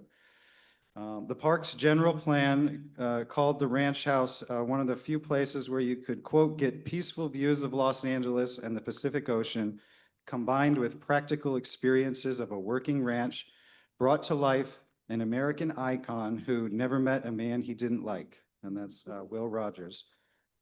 Next slide, please. So this is a before photo of the historic Will Rogers Ranch House as it was seen on the morning of January 7th. Next photo, please. And this is the morning after, January 8th. As you can see, the park sustained heavy damage, particularly to the historical resources. 19 structures at Will Rogers State Historic Park were entirely destroyed. That includes the historic ranch house, the historic stables, as well as employee residences, and hundreds of eucalyptus and other trees. Next slide, please. This was a beautiful building at Will Rogers. It was a historic stables, part of our equestrian operation. 13 of the outbuildings at Will Rogers were also destroyed. Those structures primarily supported the equestrian operations at the park. Will Rogers himself wrote articles boasting that this barn and this stable was even nicer than the house that he had built for his family. So really just two incredibly big losses for state parks. Next slide, please.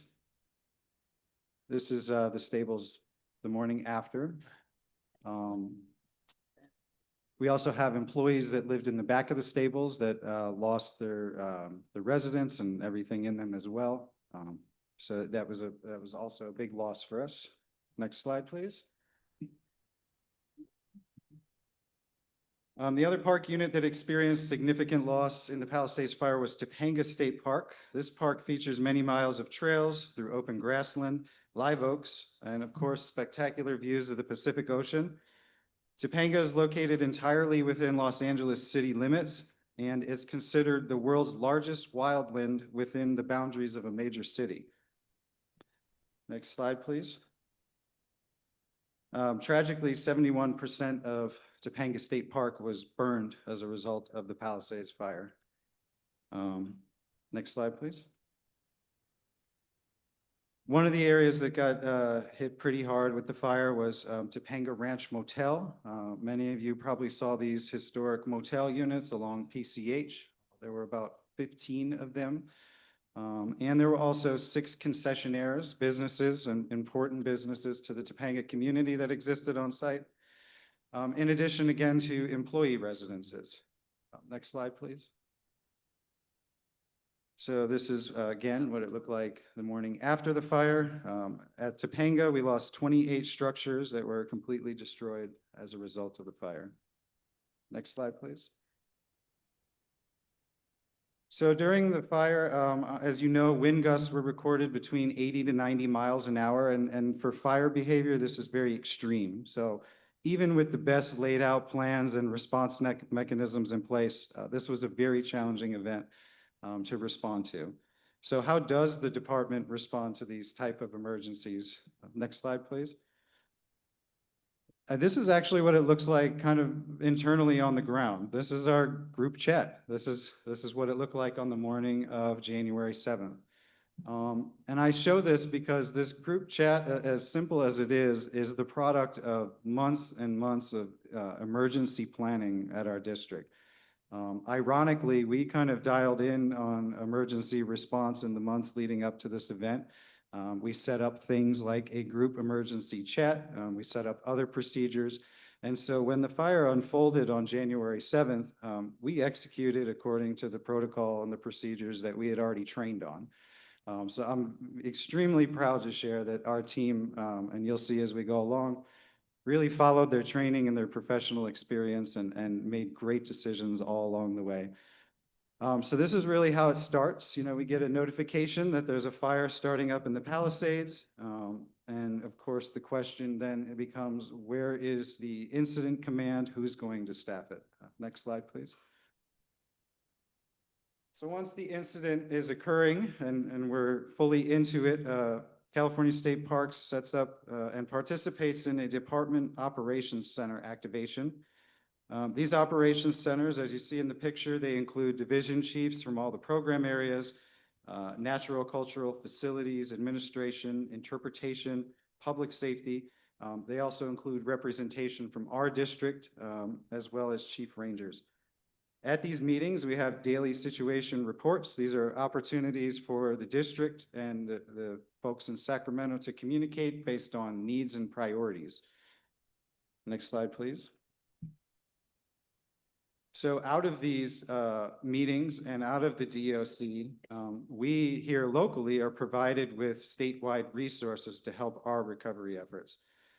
So having those open line of communication with all the program areas in Sacramento leads to resources being deployed to our district.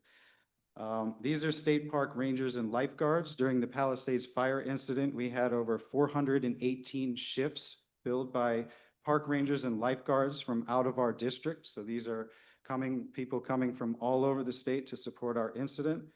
We had rangers travel as far as the northern borders of California to come all the way down and support us.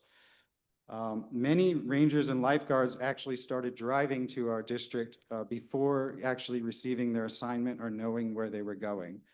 And I think that's a testament to the state parks team. They're ready to go. They're deploying even if they don't have all the information. Next slide, please. So we also received over 60 natural and cultural resource advisors. They assist with limiting damage from fire suppression, and they also work with CAL FIRE to address damages that have occurred. And again, coming from all over the state. Next slide, please. We even received 400 hours of help from our facilities management division and 376 hours of assistance from interpretive staff around the state. Management teams were also deployed to our district. And even in the thick of things, as we're working very long days for many weeks in a row, district superintendents were deployed to our district to give people like me a break for a few hours. So we get a lot of support when these incidents happen from our colleagues throughout the state. Next slide, please. Another important component of our emergency response is peer support. As you can imagine, you know, we have a staff of over 300 in our district.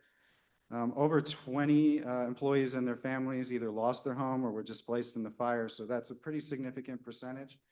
Other people work their entire careers at Will Rogers Topanga and have really developed a big fondness for these park units. And so as you can imagine, morale was very difficult in the months after the fire. People's emotions were all over the place. And so we receive peer supporters from throughout the state, and they come and they basically talk to people. They sit down, they have one-on-one conversations, they cry, they let people vent. It's entirely confidential. And this is a great resource to our team, myself included. I took advantage of peer support throughout the fire incident. And they continue to come back to our district even as recently as today to support our team. So that's a great asset for us. Next slide, please. So I say all that as you consider our grant application, because I want to leave you with the idea that state park employees care very deeply about the places they protect and the people that they work with. Next slide, please. You might remember this from earlier in the presentation. This is the Will Rogers Ranch House. If you go to the next slide, please. In the moments and hours as the fire was unfolding, our dedicated state park staff successfully removed over 150 museum objects from the collections at Will Rogers. These are priceless artifacts, paintings, rugs, furniture, And we're happy to say that all those items have been successfully relocated to a cultural facility in Sacramento where they're being safely stored. Next slide, please. Yes, the museum objects that were saved by our team in the hours leading up to the fire were valued at $1.3 million, and that was in 1990. So these are, again, priceless objects, not only in value, but to Will Rogers' legacy. And again, just a great representation of State Parks employees protecting the assets that they love so much. I'd like to, thank you, you can go to the next slide. I want to conclude my portion here with a story for you. This is Maintenance Chief Jeremy Harkless. Jeremy works at Will Rogers, and he was present at the park on the morning of January 7th. He was working his normal shift. Jeremy came to park that morning with his uniform and his lunch with him. And as this fire was unfolding, it was moving through Topanga State Park, Jeremy was very aware that the fire was moving to his personal residence, which is also a state park residence. Rather than going home and worrying about his own things, Jeremy remained at the park. He stayed at the park, he positioned sprinkler systems, he got his staff out safe, and he ensured the safe evacuation of the park. As a result of that and his dedication, Jeremy lost everything that he owned and his entire home. And so what you see him wearing is all that Jeremy had on the morning after the fire. And that's a difficult story for us to share, but it's an example of what our staff went through, not only as they're trying to protect the park and save resources, but also a lot of people dealing with a lot of very personal challenges. But Jeremy was back the next day, even after the fire, isolating water sprinklers and water systems, turning off gas valves in the park. And here he is talking with our state park director, Armando Quintero, in the days after the fire.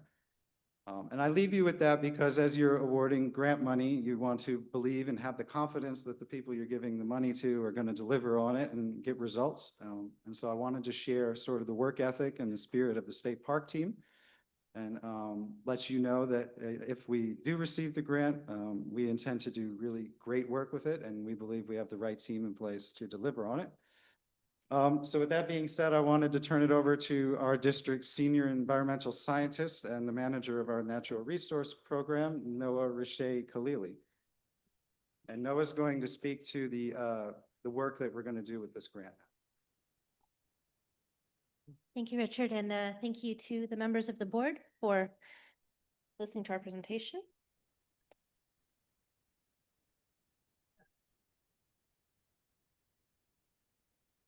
Okay, next slide, please. Sorry, I forgot to mention that was the last photo that we got at Will Rogers before we evacuated. So what you're seeing, fortunately, is the Alphabet Streets burn.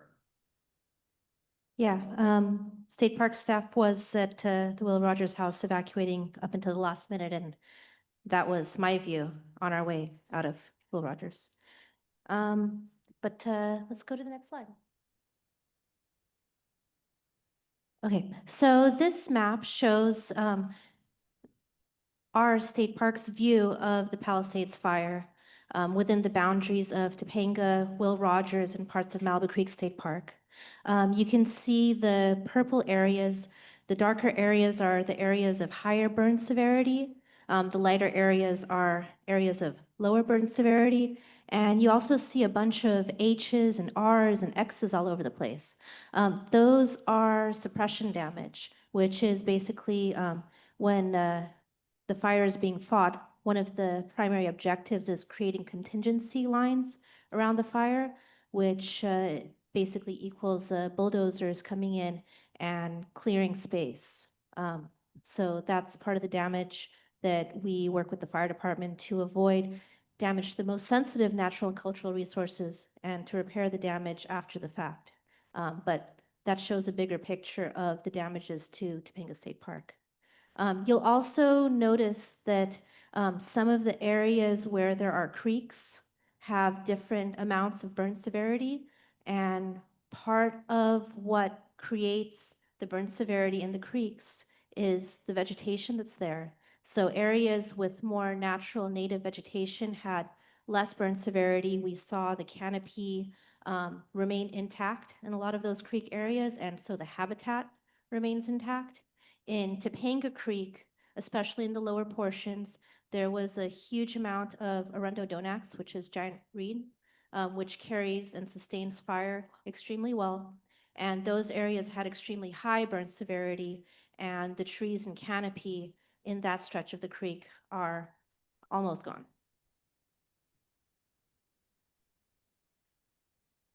Next slide, please.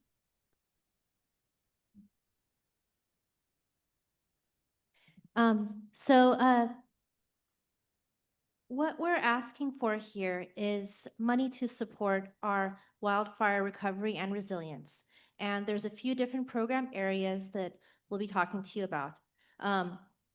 We had a team of interdisciplinary professionals from state parks do post-fire assessments, burn area recovery assessments, including archaeologists, botanists, wildlife biologists, hydrogeologists, to assess what repairs are needed and what recovery, long-term recovery we can plan in order to improve the habitats and communities around the state park.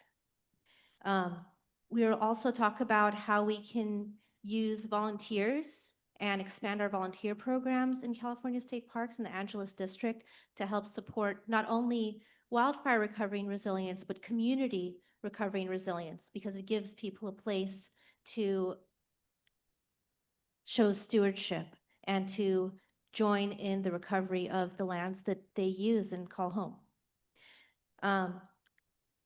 Next, we're going to talk about how contract augmentation can help support state parks wildfire recovery. That includes youth corps like the California Conservation Corps, the Los Angeles Conservation Corps, Long Beach Conservation Corps, and Watershed Stewards Program. Next, we'll talk about the importance of public information and community education, interurban education, and how signage, interpretation, and programming can help both the community and the wildlands recover. And finally, we'll talk about defensible space. Programs like our fuel modification, boundary vegetation modification program, which help create defensible space for communities, as well as creating defensible space around state parks facilities and buildings and historical structures. Next slide, please. And all of these different program areas sort of come together and help support each other. For example, this is a flyer that our interpretive program helped create, that our community engagement program helped facilitate and disseminate, that our natural resources program helped create the language and the guidelines for creating community defensible space, that our planning and right of entry program helps talk to homeowners and provide them with permits for coming onto state park lands to create the defensible space they need to protect their homes. So all of and also volunteerism, because creating defensible space and working with contractors is expensive. And so we're working with the Fire Safe Council and other organizations to develop a community-based defensible space volunteer program so that we can help homeowners create these spaces to keep their homes safe. Next slide, please.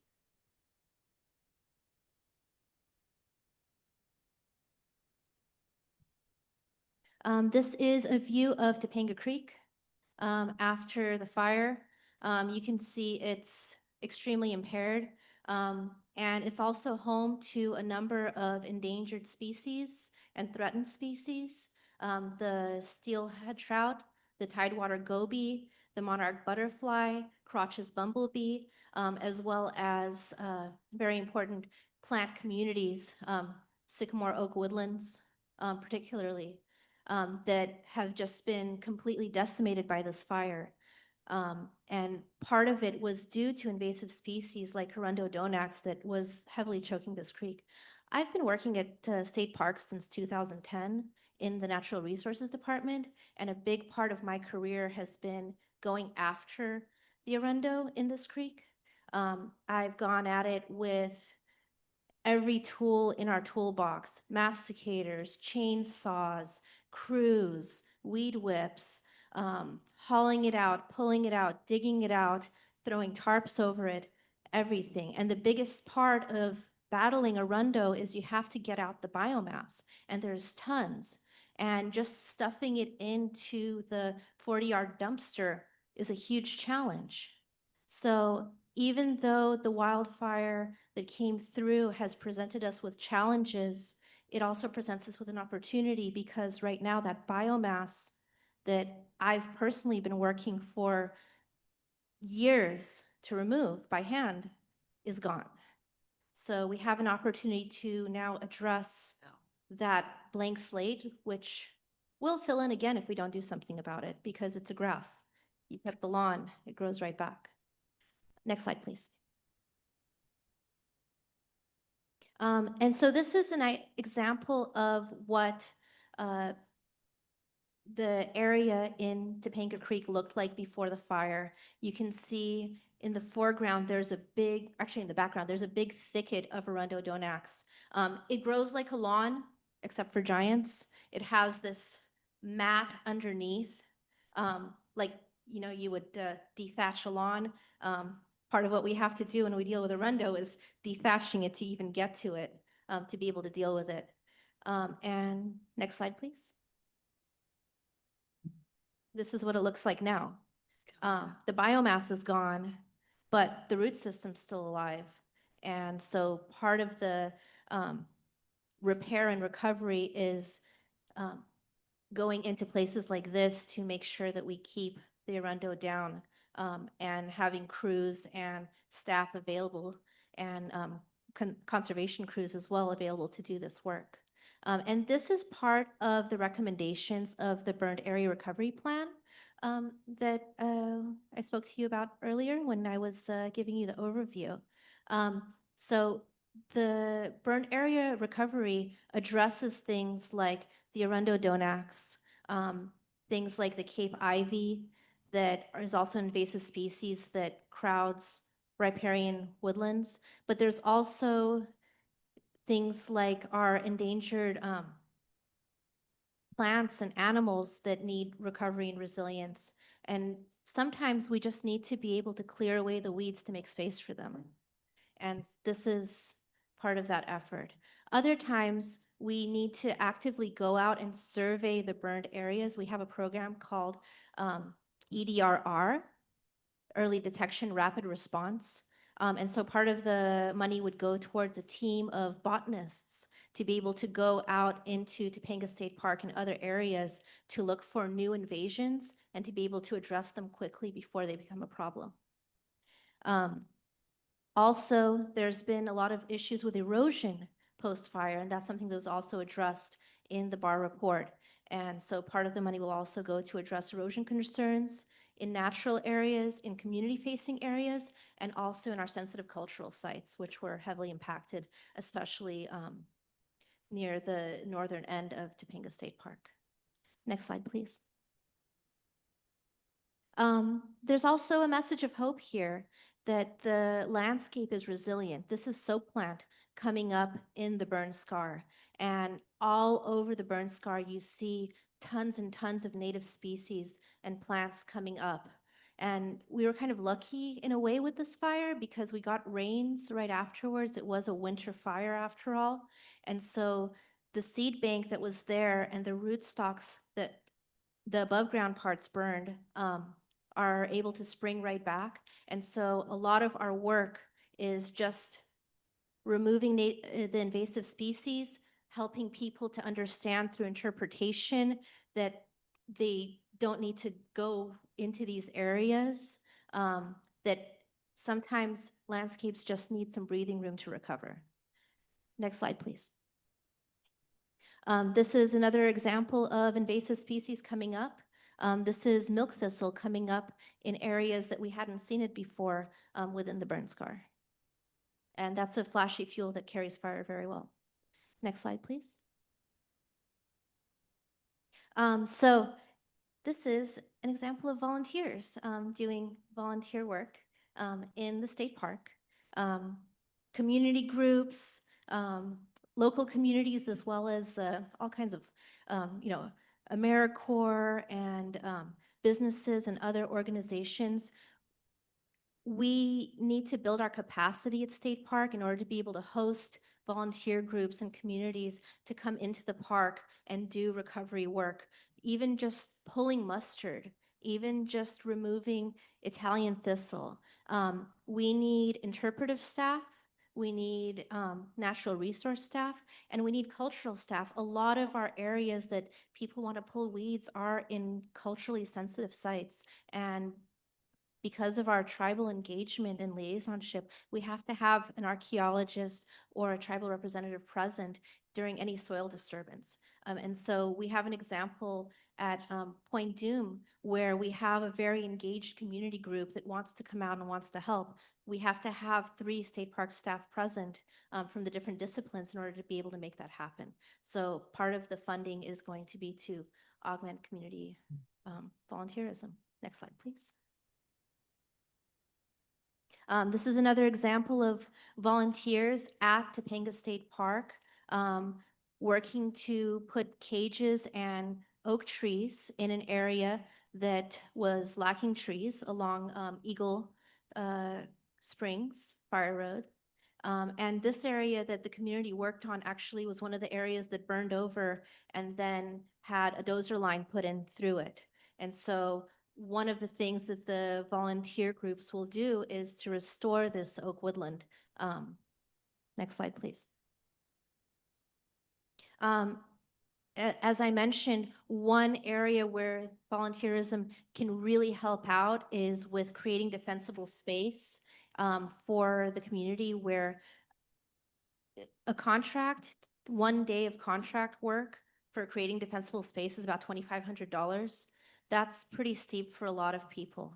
And so creating a brigade type group, just kind of like we have Sierra Club that works on our trails, this group that we would create with this funding would help to create defensible space for communities. Next slide, please.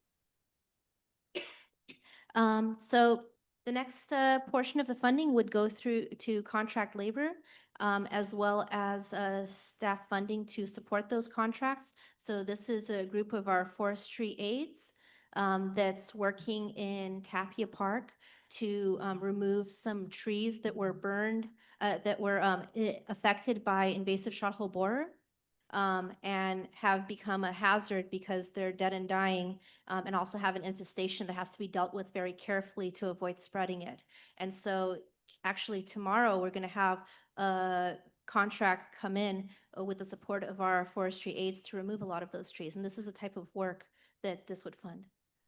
Just wanted to jump in. I don't want to lose my quorum to be able to vote on this item here. So I think we have a good sense. Is there any other thing you want to highlight here on this presentation? I think we're nearing the end, right? But I just didn't want to lose a quorum here. I think we'll be done. Native plants? Okay. Next slide. This is Cape Ivy, which is the only green thing in this image post-fire, which is really responsive to getting pulled out and hauled out. Next slide, please. Corps members could be engaged in removing a lot of that biomass from underneath the tree canopies. Next slide, please. Other way. Next slide, please. May I suggest if we don't have a quorum, Chair Burnett? you don't have a vote. And I think I'm counting the votes here. You're good. Okay. Okay. Thank you. Okay. Be closing. Okay, let's do this. Let's do the vote.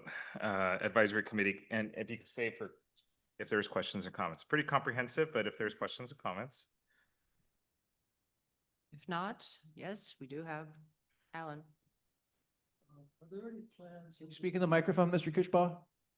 I know it's early, but are there any plans at this time to put some kind of a structure on Will Rogers and perhaps bring back some of those relics that you have in Sacramento, bring it back on site. Is there any plan for that? So we're going to engage the community and see what kind of direction our users, the family, and all of our key partners at that park to go. Whether that is a one-for-one rebuild of the ranch or a museum or some variation, I don't know.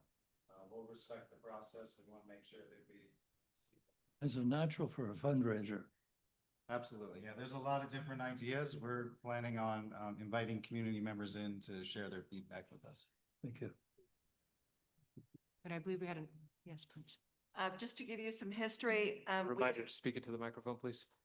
Ali Acker, lifetime Topanga resident, and after the 78 fire and some of the other fires, we did have Arundo parties where we went in and then would pull out the rhizomes and everything else that we could.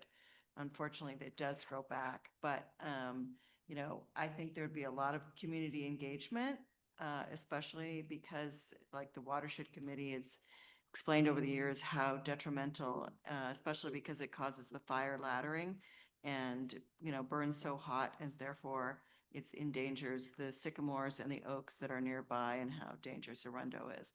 So that's just a side comment. I think you could actually get a lot of people to volunteer to help, just as we helped with the Tidewater Goby or the Steelhead. There are always volunteers in our area for that sort of thing.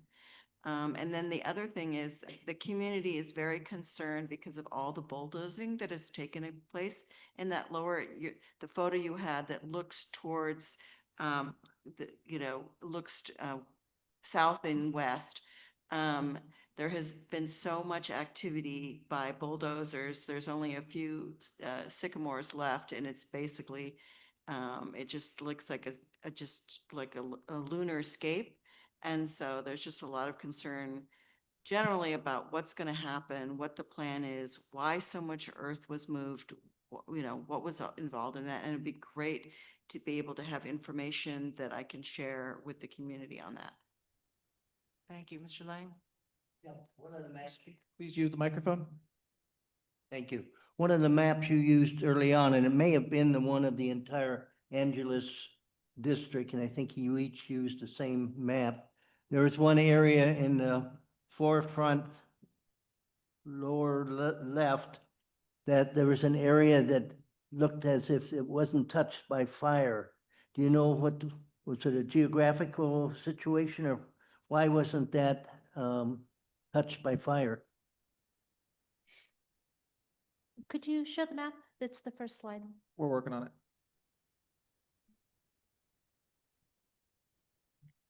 The northern area, the fire didn't get to because of the efforts of the fire department.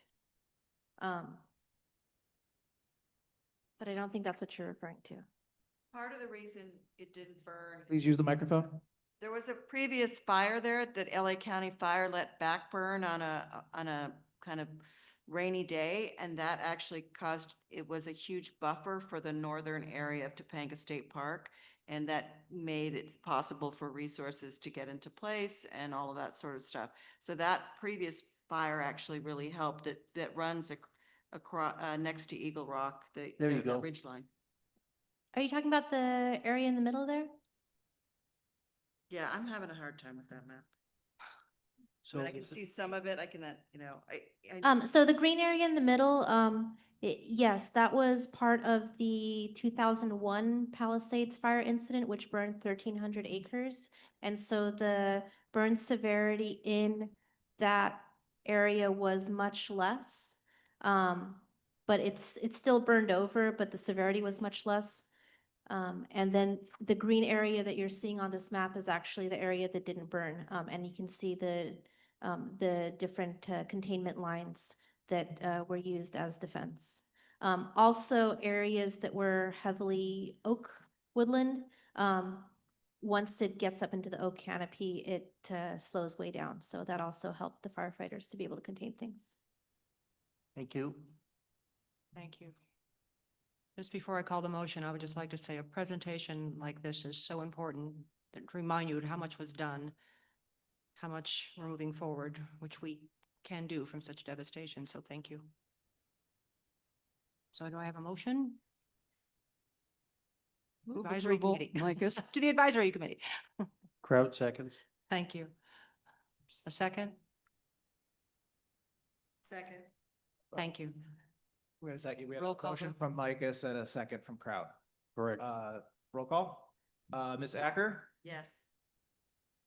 Ms. Brown, Yes. Mr. Cacchiotti, Yes. Ms. Conrad, Ms. Dransfeld, Yes. Ms. Fossen, Yes. Mr. Garand. Yes. Ms. James, Yes. Mr. Kishbaugh, Yes. Mr. Kraut, Yes. Mr. Lang, Yes. Ms. Micus, Aye. Ms. Nelson, Yes. Ms. Rosen, Yes. Mr. Rossman, Yes. Mr. Wendler, Yes. Mr. Yagparian, Yes. Ms. Newsom, Yes. that passes. Thank you. Conservancy members, is there questions or comments, and a motion and a second? Motion. Thank you, Mr. Ortega. Second. Second by Member Pavley. I see no questions, and Mr. Fink, you had plenty of comments, so we're good to go. Roll call. Mr. Alonji? Yes. Mr. Luna has left the meeting. We still have a quorum. Ms. Drake, Yes. Mr. Fink, Yes. Mr. Ortega, Yes. Ms. Pavley, Yes. Mr. Veras, Yes. that passes. Okay, next action item is 12K. It's consideration of a resolution authorizing a grant to the Rancho Simi Recreation and Park District for wildlife resilience projects. I do believe we had a member online also available to. Yes, Dan? Mr. Pernick, General Manager. I think are you Okay, still on, great. Dan? Basically, this Yeah, would he is. be continuing the wildfire restoration and resilience efforts in Medea Creek and Oak Park, which really suffered badly in the Woolsey fire. And we've already given certain grants. They've done certain segments of the creek. This would be a comprehensive taking it all out. They've had some delays waiting for fish and wildlife stream bed alteration permits, but hopefully they can go forward with this. Great. Any other addition to that? I see Dan up on the screen now. Yeah, thank you. I appreciate the support. As you guys know, Oak Park's in the critical wildlife corridor between the Simi Hills, goes through the Oak Park community in southeastern Ventura County and heads towards Malibu. We as a district, much like the prior presentation, have done a lot of work on fire resiliency in that area. There's also the county stood up after the Woolsey fire, Ventura County wildfire councils in the communities and one in Oak Park, and this is a important project for them. We haven't been able to do a whole lot of work in the riparian area because of the permitting that's required, but we're moving through that permitting, and this will additional supplemental amount will allow us to complete the entire project that we have planned. And again, thank you for the support. Advisory Committee. Advisory, does anyone have any questions for Dan online or on the item itself, 12K? If none, may I ask for a motion? For approval. Second, second. Micus. Thank you. Roll call, please. Ms. Acker, Ms. Brown, Yes. Mr. Cacchiotti, Yes. Ms. Conrad, Ms. Dransfeld, Yes. Ms. Fossen, Yes. Mr. Garand, Yes. Ms. James, Yes. Mr. Kishbaugh, Yes. Mr. Kraut, Yes. Mr. Lang, Yes. Ms. Micus, Aye. Ms. Nelson, Yes. Ms. Rosen, Mr. Rossman, Yes. Mr. Wendler, Yes. Mr. Yagparian, Yes. Ms. Newsom, Yes. that passes. Okay, Conservancy members, is there a motion and a second on the floor? And if there are questions or comments? Hey, Dan, Ryan Valencia here. Was it already a very high risk fire severity zone, or is it due to the new maps that we're speaking about? No, it already was. It's in that critical corridor between the Simi Hills and the south. The Santa Ana's blow right through Oak Park from Simi Hills. Copy. Thank you.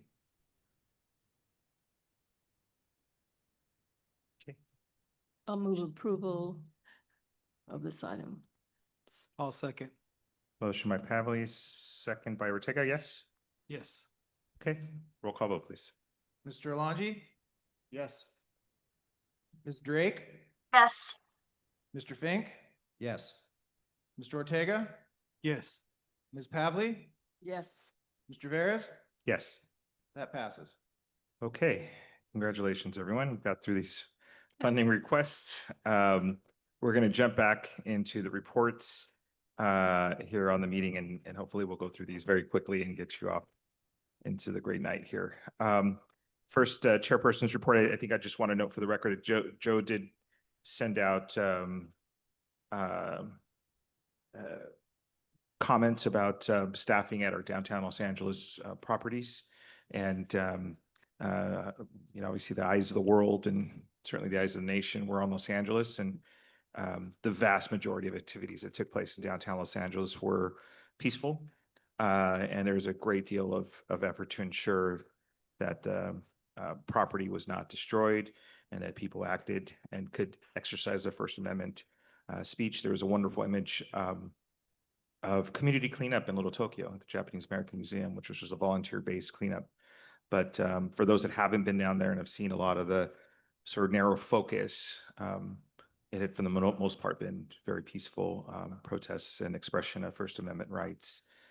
Did want to note that one of the largest of those activities took place at a park. To put it in context, Grand Park downtown had become a center point for much of that activity. Not gonna, there's a lot of different political perspectives that come to the table here in these meetings, but I want to leave you with this as the chairperson. Next year will mark 40 years since this nation has done comprehensive immigration reform. So with 11 to 12 million people with undocumented status, I think there's probably a time we ask our Congress to get working on a comprehensive immigration reform package. It's due time. So with that, I know continuing with curfews moving, with the continued peaceful protests that are happening, not a lot of coordination. I think the mayor's office and the sheriff's, as we ask for reports here and there, have indicated there's very little coordination with the federal government right now in terms of activities throughout the region. And so I think there's definitely a command center. I had a chance to visit it myself a few days back, where there is, at least at the local level, the state, the county, and the cities are all communicating and coordinating and doing the best they can in terms of the situation. So, so I'll leave it at that. Next, we'll move to the Coastal Commission's report. Dana's not here, but do we have a report from anyone?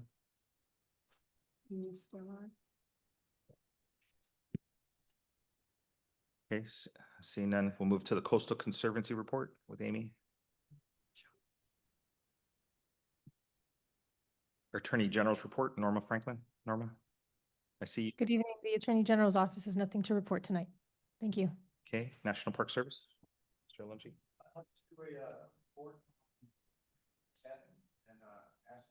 Issues that we're going to be seeing. So on Friday, the 30th, we lost our FMO, our fire management officer. He's the fire management officer for Santa Monica Mountains, Cabrillo, and Channel Islands. We lost our assistant engine captain. We lost our chief of PSRM, Planning Science and Resource Division, and Ken Lowe, if you know Ken Lowe, a generalist ranger that really did everything for us. And then our entire GIS team. So just wanted to let the team know we will be having some capacity issues, and nothing nefarious. Those were all retirees. They took advantage of some early outs, some of them only early by a couple months, but some significant impacts for us locally, and just want everybody to know that. On the bright side, we will have a new to us law enforcement ranger. He'll be here, I think, on the 28th. And we have a new hire, new to us. He'll be starting academy, I think, on the 12th. So a couple LE folks. We do have duty officer coverage for fire incidents and that. But and then Tony Sandrini, who was the FMO, he's going to continue to assist us when he can. But he took a position up at Golden Gate, so he's working now with Golden Gate and Point Reyes and that network up there. So just want to let all the partners know that. Was this because of Doge? These were all employees that took advantage of early retirement. So they were eligible or soon to be eligible. Thank you. Question. Please use the microphone. Yeah. That's okay, I'll pass. Okay, next, State Parks report. Yes, and some good news. Tomorrow, I'm going to rescind the superintendent order that closes all of Topanga State Park and reopen the park with exception of obviously some areas in Lower Topanga. So tomorrow and in the coming days, you should see some information about some of those, particularly the trails in Central Topanga coming back online. And I believe our partners may have some other trails coming online as well. We coordinated earlier today. So this is really great news. 6 months out from the fire, we're able to get Topanga Park more or less back online to the public. The checkpoints in the Palisades were lifted this weekend, and we were waiting for that to occur. So that's great news. If you can get out to Topanga this weekend, be one of the first to enjoy our trails. Thank you. Can I ask you a question? They lifted those orders. How has it been? Has it been okay? It's been actually, this is just my opinion of sort of being in the area all the time, but we haven't seen a heavy influx of traffic. Maybe in some areas you have, but everyone that's tried to get into our parks that are closed and have actually been in the parks, they're not supposed to be there, but they've been very respectful of the people that have tried to get into the facilities. So we still have our own checkpoint at Will Rogers preventing people from going into the park. But other than that, we've had no problems. Great. Next is the Forest Service report. Does everyone know? Okay, Executive Director's report. Joe. Mr. Chairman and members, I'm very happy to say that similar to state parks, all of the Conservancy properties, with the exception of Tabasco Canyon, which is of course heavily impacted, still is by ACOE contractors. And that's probably going to be months before we can start reopening that. But everything else is open. And the state legislature protected their salaries, and they passed a bill that was called the budget bill. It didn't really address any of the important issues. For us, that's Proposition 4. There's no appropriation Prop 4 other than the previous fire appropriation that we got. And so Prop 4, and I think the biggest long-term question is what's going to happen with the cap and trade program and the GGRF money, and all of that will be addressed probably in the last several hours of the legislative session this year. Okay. I just want to add that, I think there's some concern for some of us that are watching the bills that are happening and the trailer bill in particular, because the governor is going to put some stuff in the trailer bill. And we keep trying, some of our environmental organizations keep trying to insert language to exempt high fire hazard severity zones from a lot of these density housing bills. We believe it's really important to exempt high fire hazard severity zones in light of the fires, especially because a lot of these bills are claiming to be responsive to the fires, and yet they're suggesting waiving environmental laws and building infill, but we have infill in the hillsides. So we're working very hard to try to influence the legislators. So anybody here that works for the legislators to insert language to exempt high fire hazard severity zones and also protect Santa Monica Mountains by protecting natural resource areas that have natural resource protection plans. Santa Monica Mountains Conservancy has adopted a natural resource protection plan, and the language in the legislature is a little bit narrow, and if it were broadened a little bit, it would protect the Santa Monica Mountains. So any legislative deputies here, please do note to exempt areas protected by natural resource protection plans. Wendy, you have a question? Please use the microphone. I have a question about that. The zone 0 that we keep hearing about, one of the concerns that I've heard and with regard to some of the legislative language was that native trees such as oaks, which we know are ember catchers, and sycamores and walnuts wouldn't be necessarily protected. And so that was a concern that people have brought up to me, just in terms of legislative language, that it was so drastic and draconian that that those trees would not receive special dispensation. So those are all great things that we have covered recently over in the Assembly Member's office. Happy to discuss those things. We have a letter coming out dealing with those specific issues that you've outlined. Happy to talk about cap and trade. The Assembly Member is actually in charge of those negotiations on the Assembly side. And yes, that I'll send density you- is always an issue. I'm gonna send you with the language. Happy to. Okay. Thank you. And you too. Next is the Mountains Recreation Conservation Authority report. Nothing to add to the previously shared report. Thank you. Santa Clarita Watershed Recreation Conservation Authority report. Susan? Nothing to report tonight. Next is the Wildlife Corridor Conservation Authority report. Nothing to report. Okay. Moore Park Watershed Parks Recreation and Conservation Authority report. No report. Okay, or reports by staff, Joe? Nope. Questions to staff? I'm just going to reiterate, if there's any way we can, I know we're trying to get money for our normal stuff, but again, my plea is to find money to buy open space in the fire ravaged areas for buffer to protect from fire in the future. I'm just putting it back out there. Member comments, matters not on the agenda.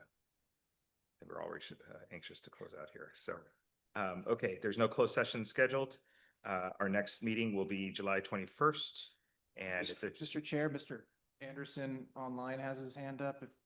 Mr. Anderson. Hey, guys. Yeah, I don't want to cut us off, but just real quick, a quick announcement. So tomorrow in Malibu and in Topanga, we're releasing some salvaged tidewater gobies from from areas that we were worried would be impacted through sediment deposition in the wake of the fires, and so that's a happy thing. So just like you guys should look for the announcement of the opening of the parks, you should look for that an announcement as well. I would just note that we're starting to see something a bit strange, which is we have not really seen before, which is there's always some people that seem a little skeptical of our conservation efforts.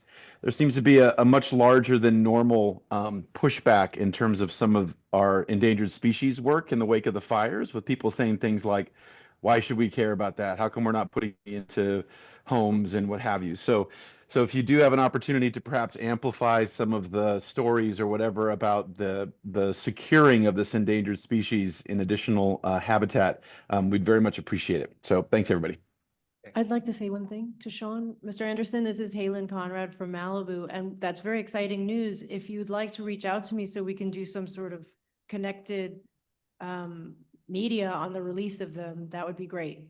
Oh, that'd be great. LA Times is going to be there, NBC, ABC News. I don't know if New York Times is going to be there. I'm not coordinating that. My colleagues are. Rosie Daggett from the RCD is the lead wrangler of the media. But absolutely. You're welcome. We're going to be at Malibu Lagoon starting at 10, I believe. Oh, fantastic. Thank you. Thank you. Okay. And on that note, thank you for jumping in there and that coordination effort. On that note, we'll stand adjourned. See you.